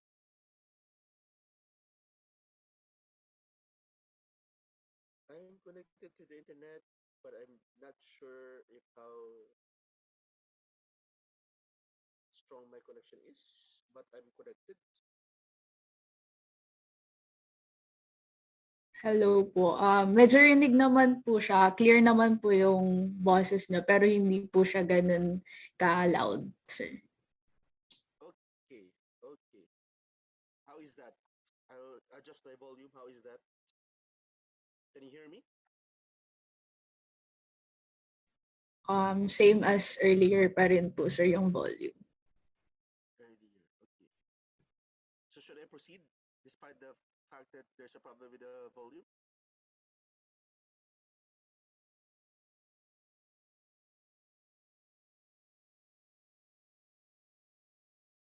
One, two, three. Can you hear me? One, two, three.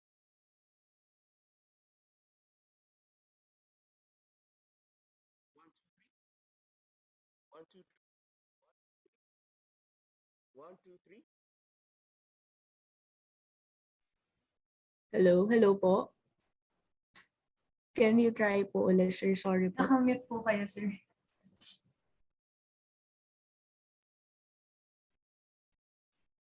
Can you hear me?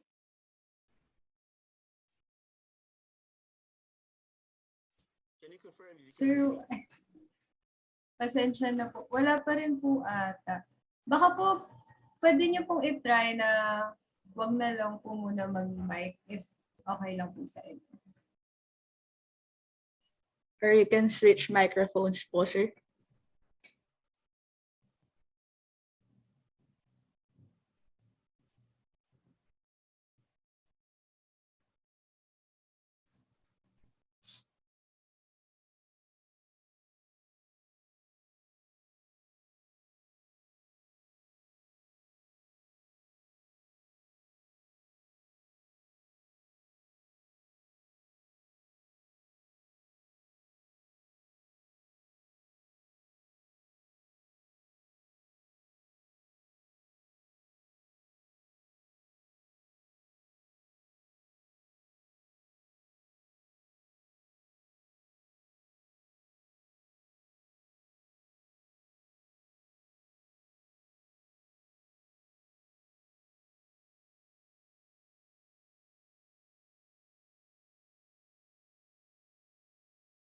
Can you proceed?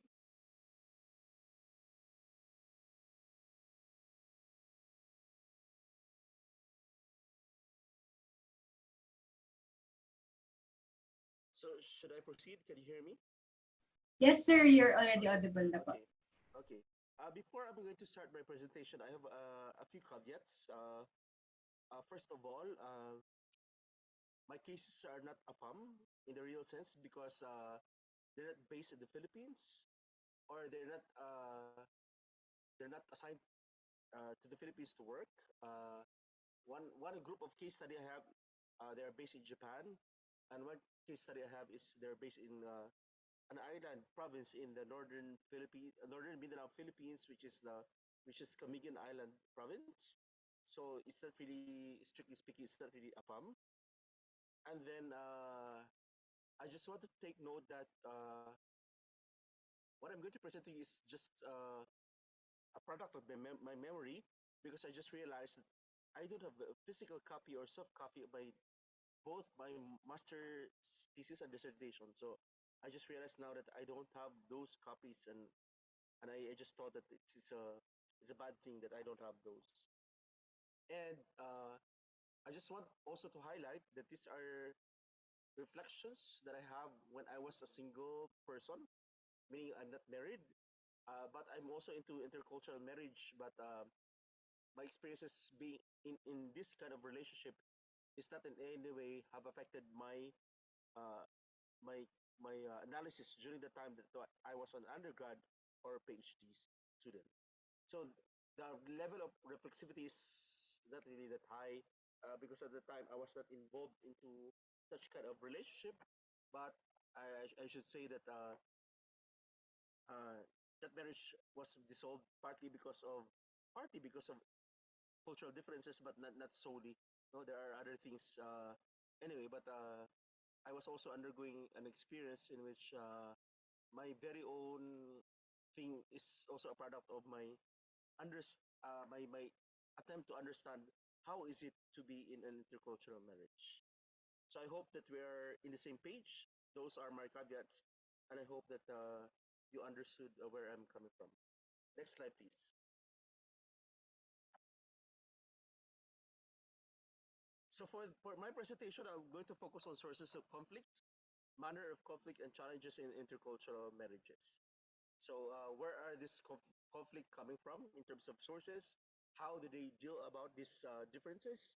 And what are the challenges in intercultural marriages? And when I say challenges, these are not necessarily products of or sources of conflict. No? There may be challenges, but these are not necessarily have to be uh, a reason for conflict in relationship. Next slide, please. So what I'm going to present to you, I have two cases. One is my master's thesis, which focus on sources and consequences of marital conflict among Filipino wives in intercultural marriages. And many of these, or well, 90% of these are actually marriages involving Filipino wives and Europeans. And the other sources of my presentation today has something to do with Filipino wives married to Japanese, but in my dissertation, I focus on the educational experiences and outcomes of children of this kind of marriages. So please, when I present something, please bear in mind that I have two cases. One in which would refer to Filipino wives married to mostly Europeans based in the Philippines, and then the other one is Filipino wives married to Japanese based in Japan. Next slide, please. Now, before I'm going to I'm going to talk about conflict experiences. I'd like you to direct to a definition of how scholars define marital conflict. And according to Giles Sims in 1983, marital conflict is a mutually antagonized discrepancy between idealized uh, expectations and the reality of insufficient resources, different personal goals and values, and impulses between different between couples. So even if in monocultural marriages, you will have disparity or dissonance between expectations, and more so we would expect in intercultural marriages in which couples would have varying uh, cultural baggages. In other words, when they come into terms, when they enter into a relationship, they would have to bring with them differences in terms of culture. And even in monocultural marriages, we would expect conflicts because of these differences, more so in intercultural marriages in which we will have different cultural frameworks. Next slide, please. And according to Takano's study in 2002, 19% of the marital discords or conflicts, if you will, in intercultural couples involve cultural differences.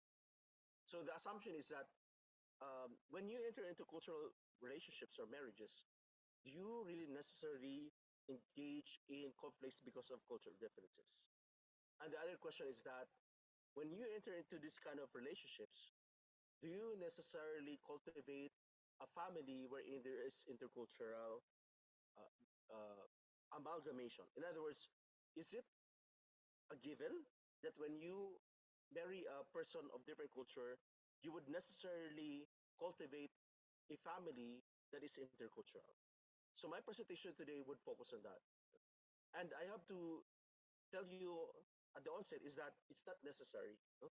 We have the assumption that we're going to develop an intercultural family, but there are factors that would come into play so that you'll be able to cultivate a family that is intercultural or otherwise. Next slide, please. And then according to Takano, cultural differences are associated with the dysfunction of the intercultural couple's inability to develop a symmetrical view of their differences and similarities. So it is given, no, that when we enter into this kind of relationship, there will be differences and similarities. But the question becomes, how are we able to adjust and how are we able to manage when there are differences or similarities? And when you engage into this kind of relationship, there is an expectation that you're going to undergo a process of a cultural transition that allows adjustment towards an adapted and flexible view of cultural differences and maintenance of individual values and to negotiate cultural conflicting areas. But there are many questions. No? If you're going to look at the literature, maybe some wives may be able to develop this positively, but there are otherwise, especially if they are coming from first world countries who are not able to adjust simply because they are empowered. So the question becomes how agency is influential in the decisions whether or not you're going to enter into discords. So we're going to discuss that later on. Next slide, please.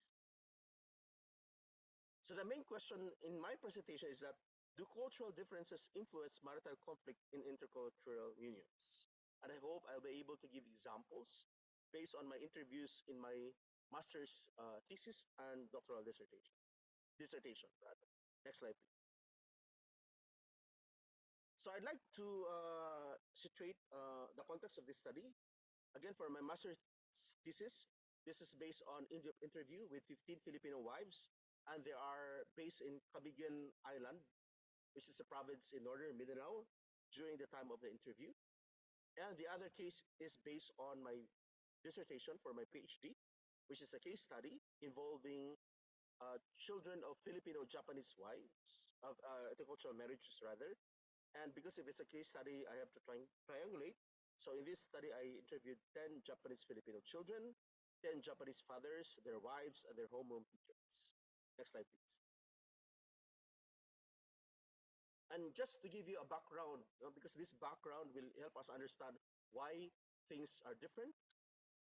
For the Filipino wives and the white husbands based in Cagayan Island, many of them live together, but some of them would spend in the Philippines for 6 months, usually during winter, and then the other 6 months have to be spent in the Philippines during summer.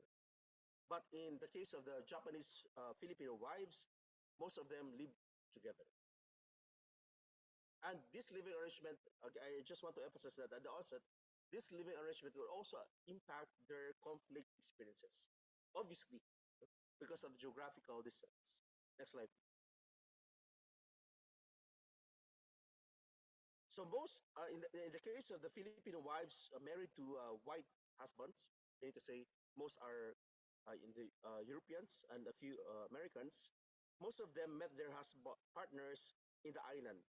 They were tourists, and then for some reason they were able to meet their partner. Some were through friend introduction, and if I remember, someone was like selling banana Q, no? and it's because of the banana queue that they started their romantic relationship. So in the case of my thesis, many of the the husbands were coming from Germany, Sweden, America, Scotland, Norway, and Denmark, and other European countries. But in the case of the Filipino wives, obviously, for the Filipino-Japanese couples, they met their husbands in the clubs because they were former entertainers. And only one of them met her husband because of religious or cult affiliation. And some husbands are actually divorcees. Next slide, please.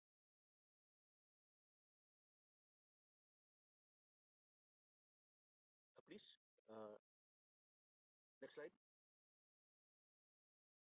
So in terms of educational attainment, because this will also impact their experiences, many of the Filipino wives based in Cabiguin Islands are degree holders. Some are master's degree, some are bachelor's degree, and a few are high school graduates. But in comparison, many of the Filipino women engaged in Filipino-Japanese marriages, they have limited education, and that's the reason why, or that's the main thing that they want to work in Japan as educators because they want their families to move out of poverty. So there's a comparison, there's a difference between the Filipino wives in the Philippines married with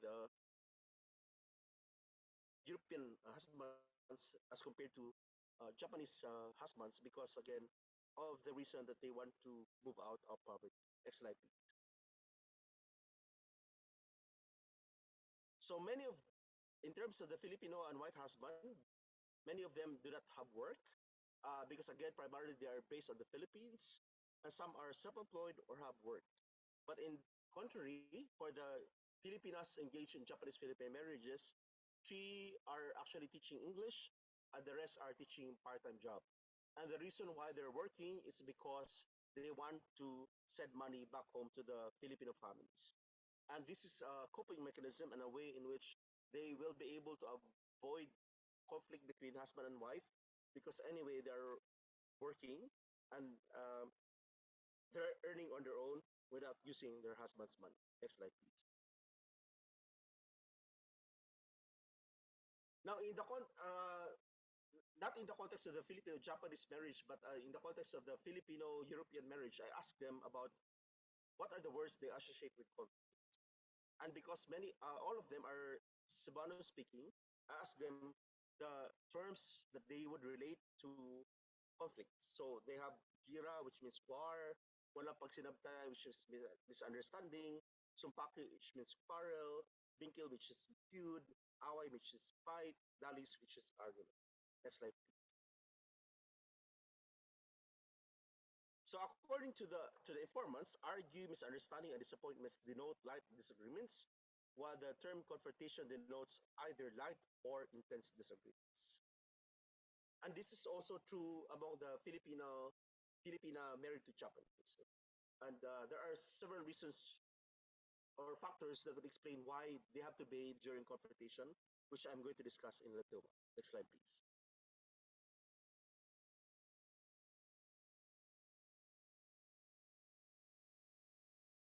Now, the Filipino wives in European Filipino marriages, they attributed the Cebuano terms like lalis, away, sumpaki, bingkil, and dili pagkasinabtanay as slight disagreements, while they term gira, lalis, and away as intense disagreements. So we need to understand the peculiarities of these terms because again, when we talk about conflict and disagreements, it could actually vary. Next slide, please.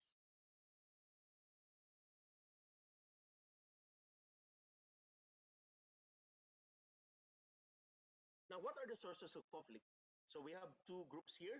For the Filipino wives in European white relationships, it involves cultural practices.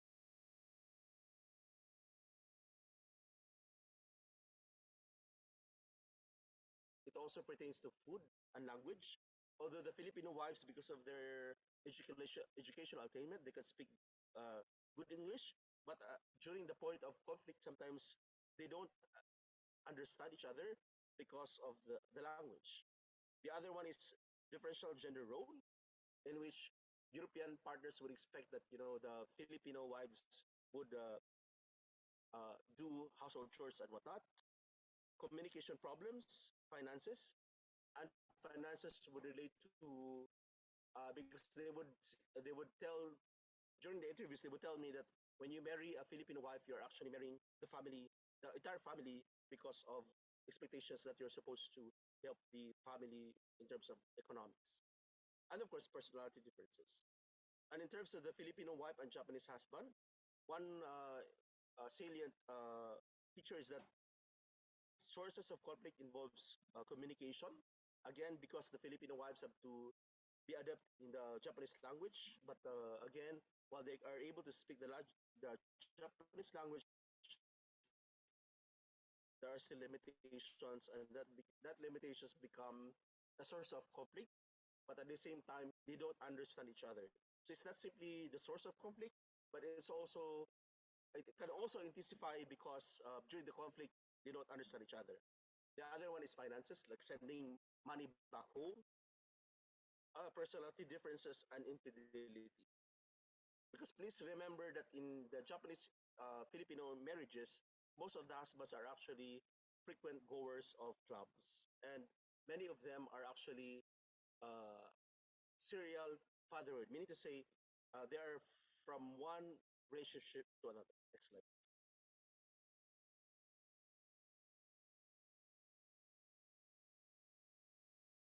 So these are the common sources of conflict. Some are economical, some are not. Both in the Filipino-Japanese marriages and the Filipino-European marriages, one of the concerns is spendthrift. Uh, One of the salient sources of conflict in terms of those Filipino wives in Cabiguin Island is the paluwagan, for example, or pautang. No? Uh, Europeans do not understand why they have to do this. No? So, in fact, in one of my informants during the conflict, the German husband threw the what do you call this one?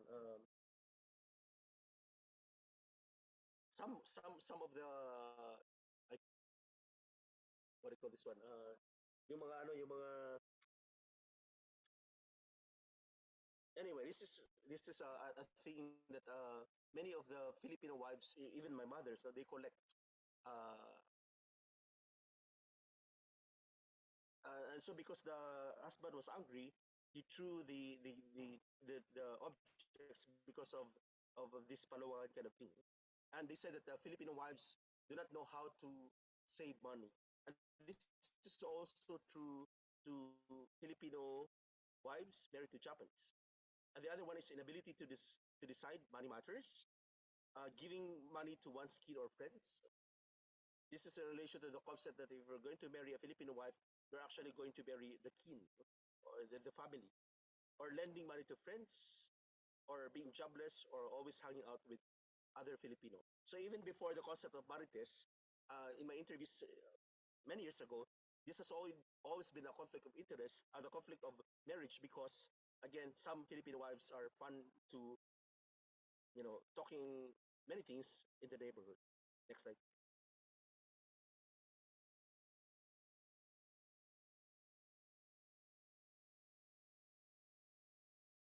So in terms of conflict experiences, there are two types. So some experience life disagreements, which involves healthy discussion or avoidance of conflict, while some others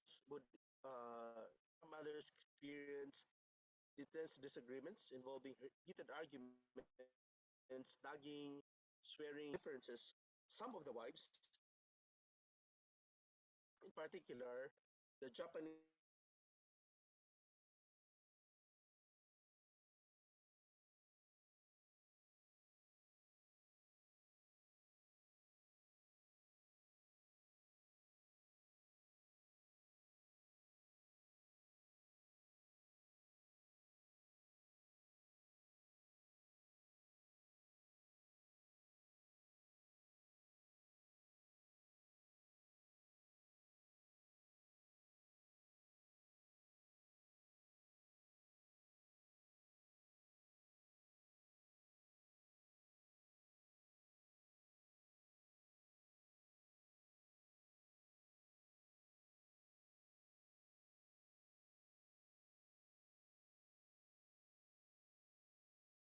light disagreements, while others could experience intense disagreements.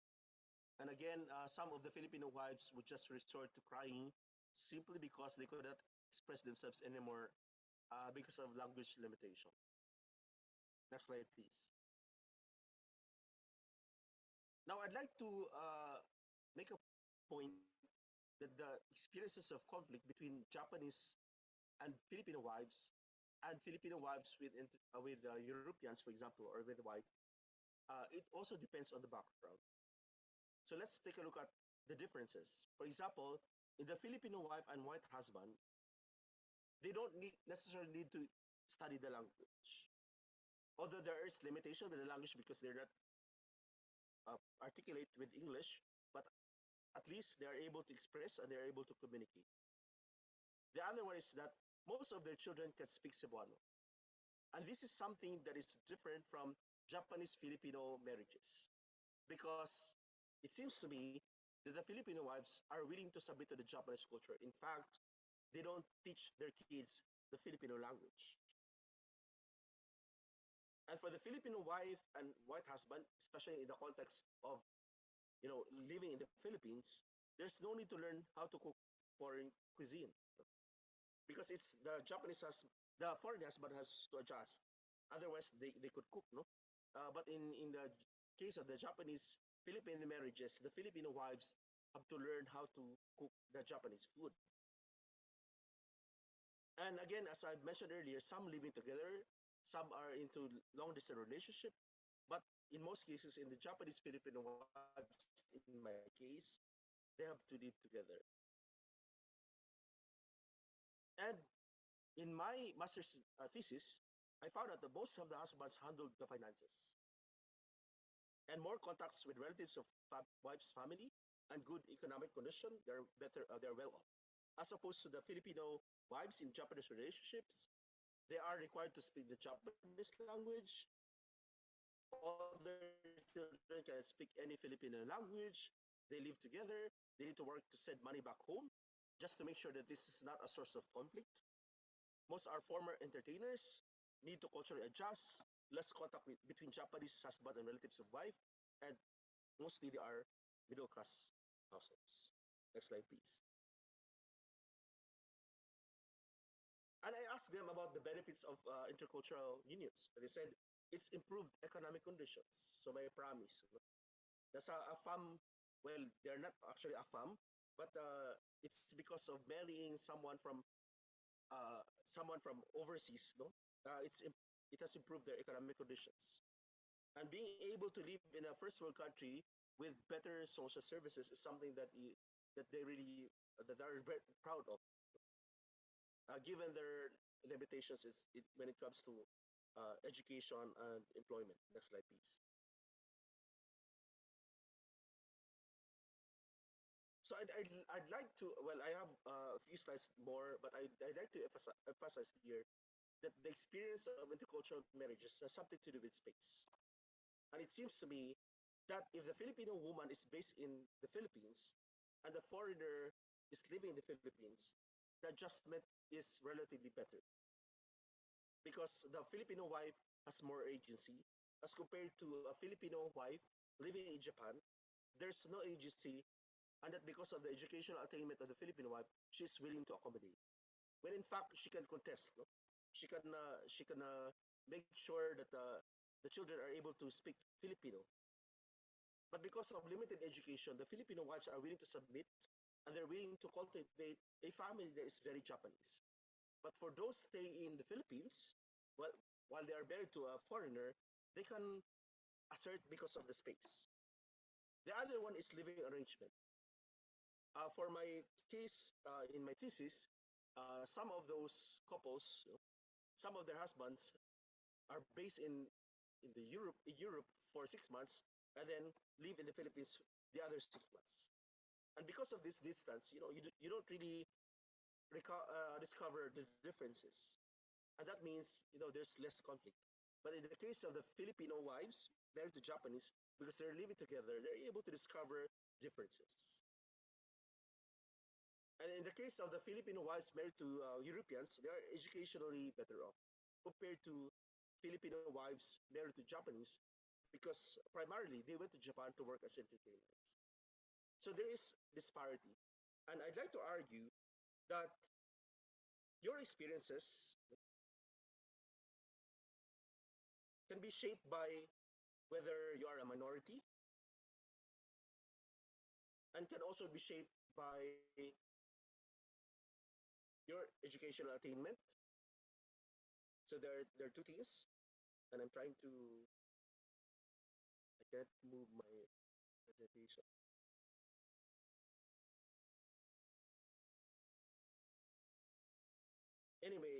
So my point is it depends on space.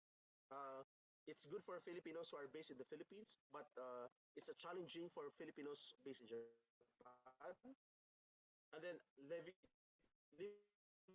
arrangement, because in my case of the case of my thesis, most of the Europe, and they only come in the Philippines for 6 months, but not in the case of Japan. And in terms of educational background, most of the wives are educationally have higher educational background compared to those Filipino wives who are in Japan. So my point is that it really depends on your status. It really depends on your space. So that's my presentation for tonight. I have slides, but for some reason I couldn't move my slides. So anyway, that's my presentation.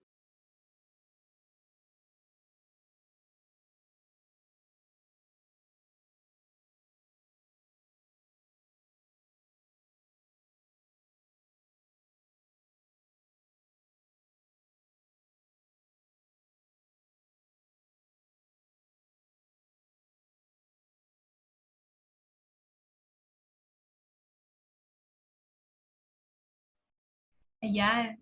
Thank you, Dr. Melvin Jabar, for an eye-opening presentation on the realities of transnational marriages. So, ang dami po talaga naming natutunan tungkol sa kung ano bang nagiging conflict ng isang intercultural marriage, lalo na pagdating sa cultural differences.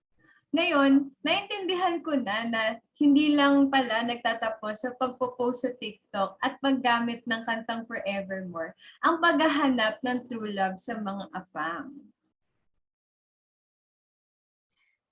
Oo nga. Oo, partner. Same, same.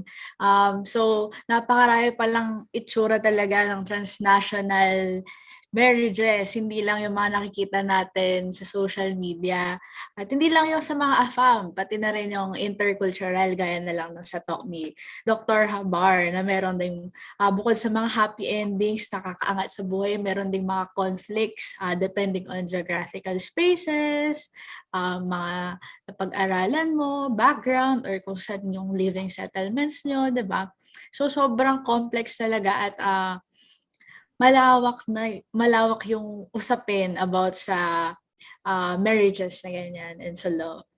Anyway, move on na tayo. Nasa last stretch na tayo ng ating program. At gaya nga ng sabi ko kanina ay magkakaroon po tayo ng open forum para sa mga katanungan.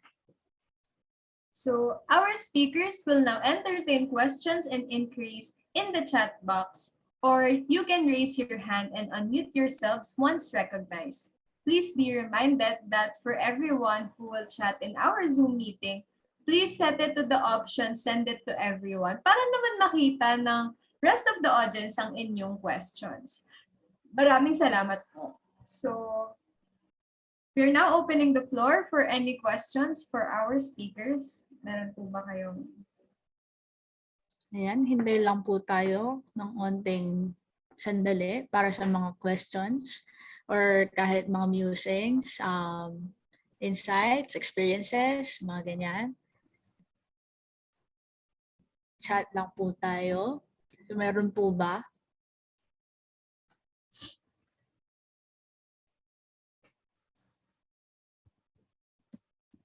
Bago yung habang nag-iisip pa yung mga participants natin, siguro tanong na lang natin simula, no? Siguro for Dr. Arnado, question po is cultural whitening also dictated or affected by gender? For instance, do Filipino men married to white women also experience the same cultural whitening and upward mobility as Filipino women married to white men? Good question. I would say yes, but the extent of whitening, I haven't studied because I was focused on Filipino women as wives. But can you hear me? You can hear me, right? Yes po, yes po. Yes, but the focus of my study is really about the women doing this, but we can see whitening or cultural whitening practices all over the country, even if we are not married or having a relationship with a white spouse, or a white man or a white woman. We always have this tendency to, or a need, or this just a tendency to wish to whiten ourselves because we feel better to have this lighter skin color, or culturally whitened characteristics, so that we would feel as if we are in a better position compared to others. By the way, in relation to the previous comments and what has been said earlier, I would also like to indicate how difficult because it seems like there are more conflict or divorce in this forum, in this discussion, than staying as long as possible in marriage. I would just like to share that in the beginning of my marriage, before we even got into marriage, before I got into marriage, I was already worried about having a relationship or entering into a long commitment. And secondly, having this relationship with a foreigner that I haven't known for a long time. So it was very difficult. I've only known my my spouse for like 4 months, and then we decided to get married so that he can join me in the US. So it was a very functional marriage. So when we were in the Justice Department to request for marriage permit, they were already saying, you will not last long because there are so many problems in intercultural, interracial, international marriages. But it was just timely that at that point in our lives, I was 27, that I'd say, oh, who cares? So we had this we had this outlook, we had this view that, okay, let us try this, and if it will not work, bye-bye. But it's worth the try. So we should not give up on marriage just because so many others fail, because we do not actually know what will happen to us 20 years from now. Because there's a lot of effort, there's a lot of people involved in the marriage, but there's also a lot of luck that can happen. So there's a lot of structural constraints that we can see in the presentations. I like the presentations of Dr. Melvin and Dr. Asuncion. But there's also luck, and there's also hard work in the relationship. There are also those that persist beyond, because my informants, well, although some of my informants killed each other, there were really incidents of murder. There were also a lot of them who stayed together, even if it's not a perfect marriage.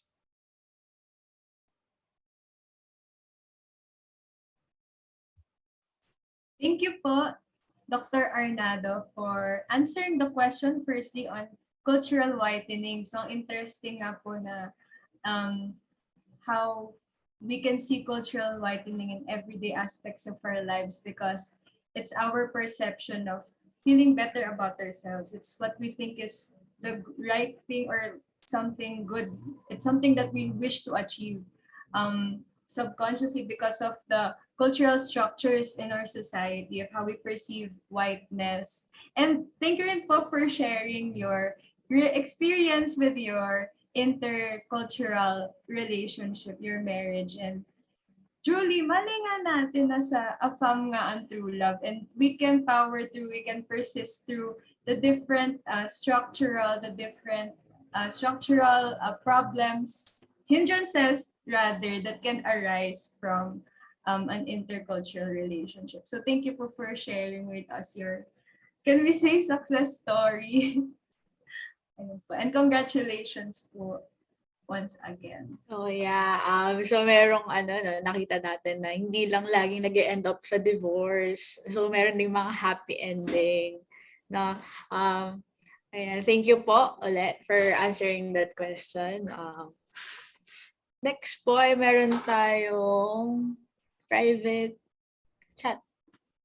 Question for Dr. Jabar. In marriages that do end up being intercultural, how do children from these marriages adapt to different and sometimes conflicting cultural practices? Does this negatively affect their childhood in any way? Dr. Jabar? It really depends on the space. And sorry, can you hear me? Can you hear me? Can you confirm you can hear me? Yes po, sir. We can hear you po. Yeah, it really depends on space and on how empowered the Filipino wife is. Because in terms of the Filipino wives, given their limited education, and because there is the reason why they want to go to Japan, because they want to move out of poverty. These Filipino wives are willing to submit. No? They're willing to learn the language. They're willing to accommodate the culture so that they can inculcate this in their children. As opposed to the case of the Filipino wives in Camiguin, because because they're in the Philippines, the adjustment is not so much for them but for their husbands. So there is a disparity. No? So I'm arguing that it really depends on the space, no?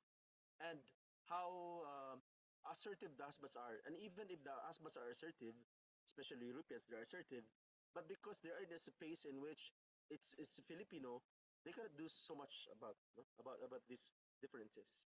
But in case of the Filipino wives, they're submissive, and therefore there's no problem with socialization or with child rearing, except that it becomes a problem when the child begins to learn or write something about Japanese character.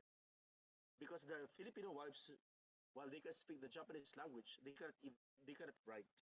So it becomes obvious that they're not Japanese. It's because of the language. But when it comes to physicality, they look Japanese. If many of them, they look Japanese as opposed to Japanese American couples. Obviously, it's obvious that the child is not pure Japanese, but for the Filipino Japanese intermarriages, they look Japanese. But it becomes obvious because of the language, because the Filipino mothers or the wives cannot teach them because of limitation.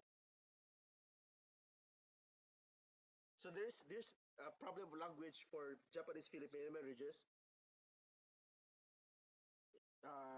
To many extent, there's also a problem with the Japanese, with the Filipino uh, European marriages. But the problem is with the couples for the case of the Filipino European marriages. But in the case of the Japanese Filipino marriage, the problem is really towards the child. So merong ganong na nuance, kind of issues.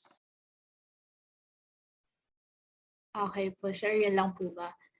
So thank you po, no? So nalaman po natin na so iba-iba, varied po ang mga experience and it really depends on the geographical spaces.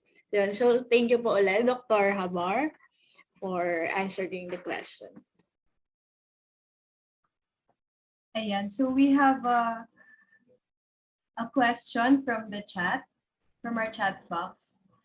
I'll be reading the question na lang po.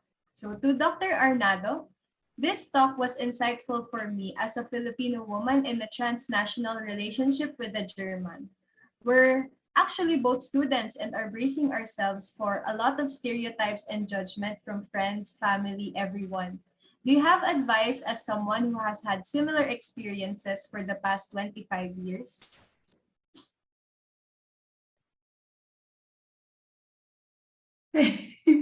Thank you for highlighting that I have reached 25 years of marriage.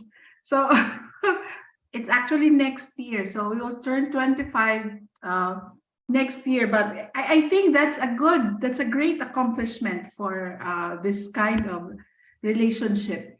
I think um, I think you have to get to know each other. Aside from getting to know each other, you need to get to know each other's cultures.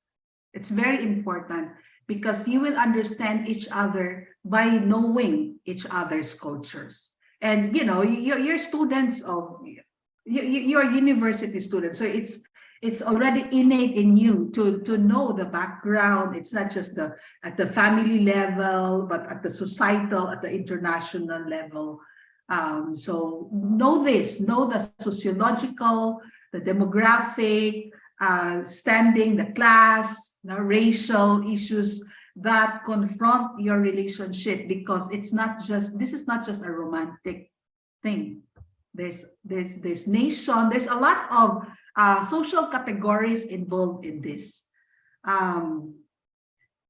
Yeah, and then of course be open-minded and really be with people who have supportive minds, and you know, do not associate, lessen lessen your association with people who are negative about your relationship, and find just like in academia, where you look for mentors, also look for mentors in this situation, because there are a lot of things that we do not know. So find support, read a lot of scholarly studies about interracial relationships. Learn German. So my difficulty in the past 25 years is that I have not really become proficient in German, because I didn't, as you know, I didn't change my name. I didn't change my citizenship. I want to be a third world feminist. So it just happened that I married a white man. So it's an inconsistent with my beliefs as a feminist. So I ended up bringing him over to my country, and I didn't change anything. So I didn't even learn the language. So I think that's a limitation on my part. So learn the language as early as possible, because you will need this language, even if you don't need to speak German to this person, you need to communicate with his family, his friends, with his society, and eventually you might find yourself in that country. You might move to that country. So be prepared. Thank you po once again, Dr. Arnado, for sharing some advice on entering an intercultural, interracial relationship. Ayan, so guys, magagawan talaga ng paraan ang paghahanap ng true love sa AFAM. And ayan, congratulations po once again. And it doesn't have to be a farm, by the way.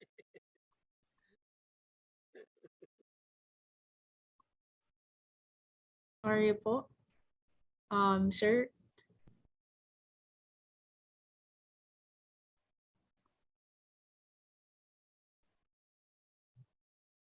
Okay. Ayan. So, parang from sinabi po ni Dr. Arnado, no? So, understand each other's culture. Sobrang laking bagay and respect, di ba? So, magagawan nga ng paraan yan, siguro. And, ano pa ba? May question pa ba tayo dyan, Mare? Ayan. Sige, I've received a direct message. Sige, I'll be reading it once again. Private message from the audience. Good evening po. I would just like to share that I have many relatives who live abroad, and I found love there in AFAMs. I myself met someone during my vacation there, but it didn't work out and we ended the relationship respectfully. However, when one of my close aunts arrived home, I faced so much prejudice and judgment, even asking some very personal questions about the past relationship. It has colored their judgment of my character, and even though it has ended 2 years ago, I still am subjected to a negative light to lengths that my parents became more protected of me and told me that if I continue that relationships, quote unquote, magiging katulong ka. And so to any of our speakers, how do I respond to such comments and opinions po about me? Thank you po. So I think our one of our audience is talking about how they're, as a Filipino, yun pong madami din palang prejudice yung na-receive nila, especially since madaming medyo conservative yung perceptions on a relationship like that. So do any of our speakers have any suggestions or advice po ulit?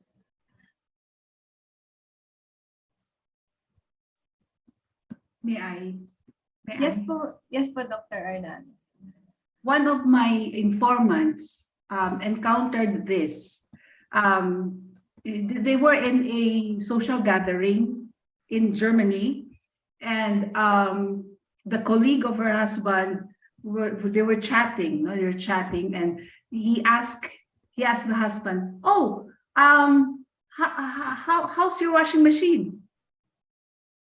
So obviously referring to her. So she was so mad, and she couldn't keep quiet, or she couldn't make a joke out of it, because it was referred as a joke, because it's based on the stereotypes of Filipino wives in the country. But she told him, "You know what? I'm not only a washing machine. I also do this. I also do this. I also do this a lot. I have sex with this. You know, I'm so tired. And in the evening, I don't get to have sex with this person. Even I'm so tired, and then I have to get out and do work outside the home." So you know, you will encounter a lot of these things. So you have to have a strong spirit. You have to have a strong spirit. You have to be prepared. And sometimes you don't even you should not take this personally. Take it sociologically, that it's a product of limited minds. The people who are not so informed, aware, or intelligent have very negative opinions about mixed marriages. So sometimes you just have to go beyond the limitations of the people around you.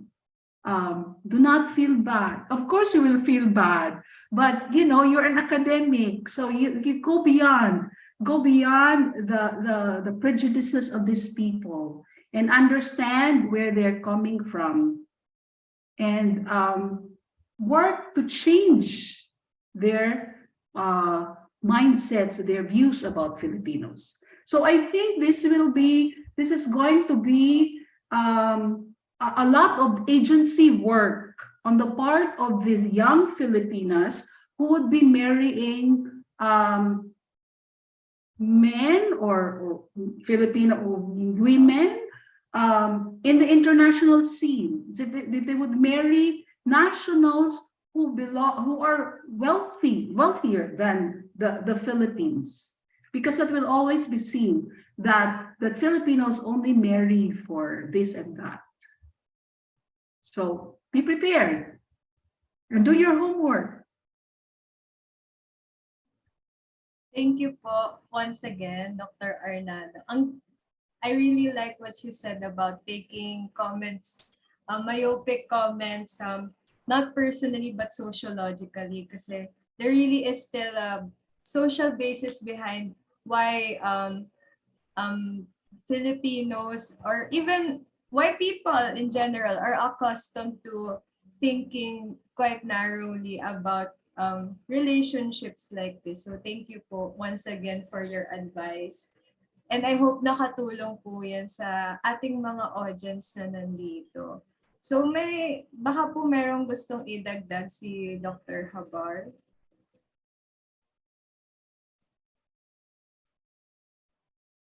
Dr. Jabar, are you here po?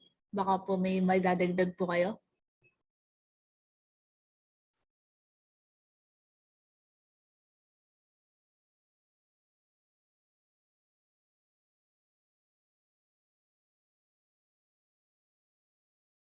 Sorry, I was disconnected.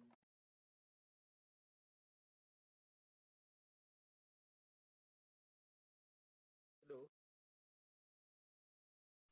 Yes po. I have nothing to say except that decision whether to marry a foreigner or not is something that is deliberate. Uh, in my case, it's based on experience. But it's just so happened that I'm interested in looking at intercultural marriages. So that was my topic in my master's and dissertation. And it's a reflexive experience because it was not successful for after my PhD. It was not successful, but it is something that I would like to understand. And much of the differences that we have with my former wife is about cultural differences, but I don't want to make a fuss about it. But hopefully, eventually, in the process of understanding, maybe it's about cultural differences, but I'm not sure about it at this point. Ayan. Thank you po, Dr. Jabar again. And thank you po ulit sa ating mga speakers sa pag-entertain ng mga questions. Ayan, with that, I think we can formally end our open forum discussions and we will now move on to the next part of our program.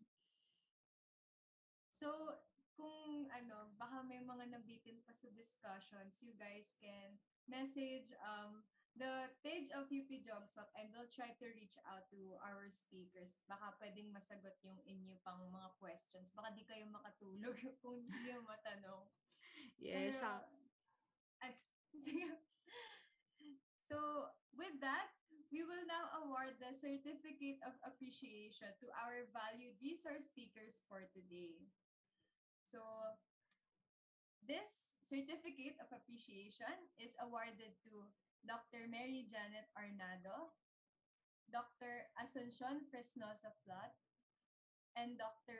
Melvin Jabar for sharing their valuable knowledge as guest speakers during UP GeogSoc's Alternative Classroom Learning Experience 2022, Nasa AFAM ba ang True Love? An educational discussion on transnational marriages and relationships, held on the 12th of December in the year 2022. Ayan. So that was a very insightful and in-depth discussion on the ins and outs of transnational marriages.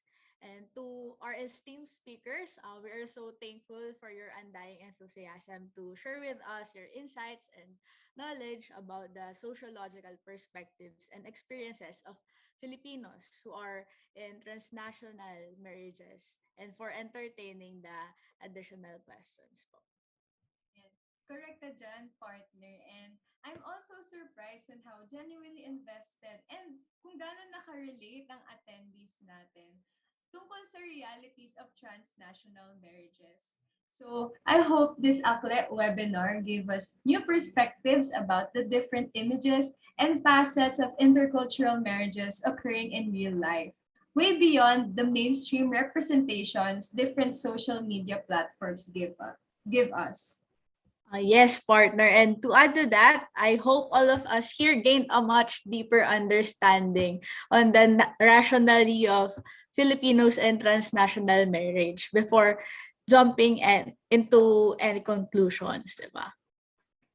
Yan. And so, thank you once again, everyone, to our audience, sa lahat ng mga nagtanong, nag-share, and of course, to our speakers for being with us during the duration of this alternative classroom learning experience, brought to you by the Geographic Society of the University of the Philippines. Once again, I am Cheska Duran.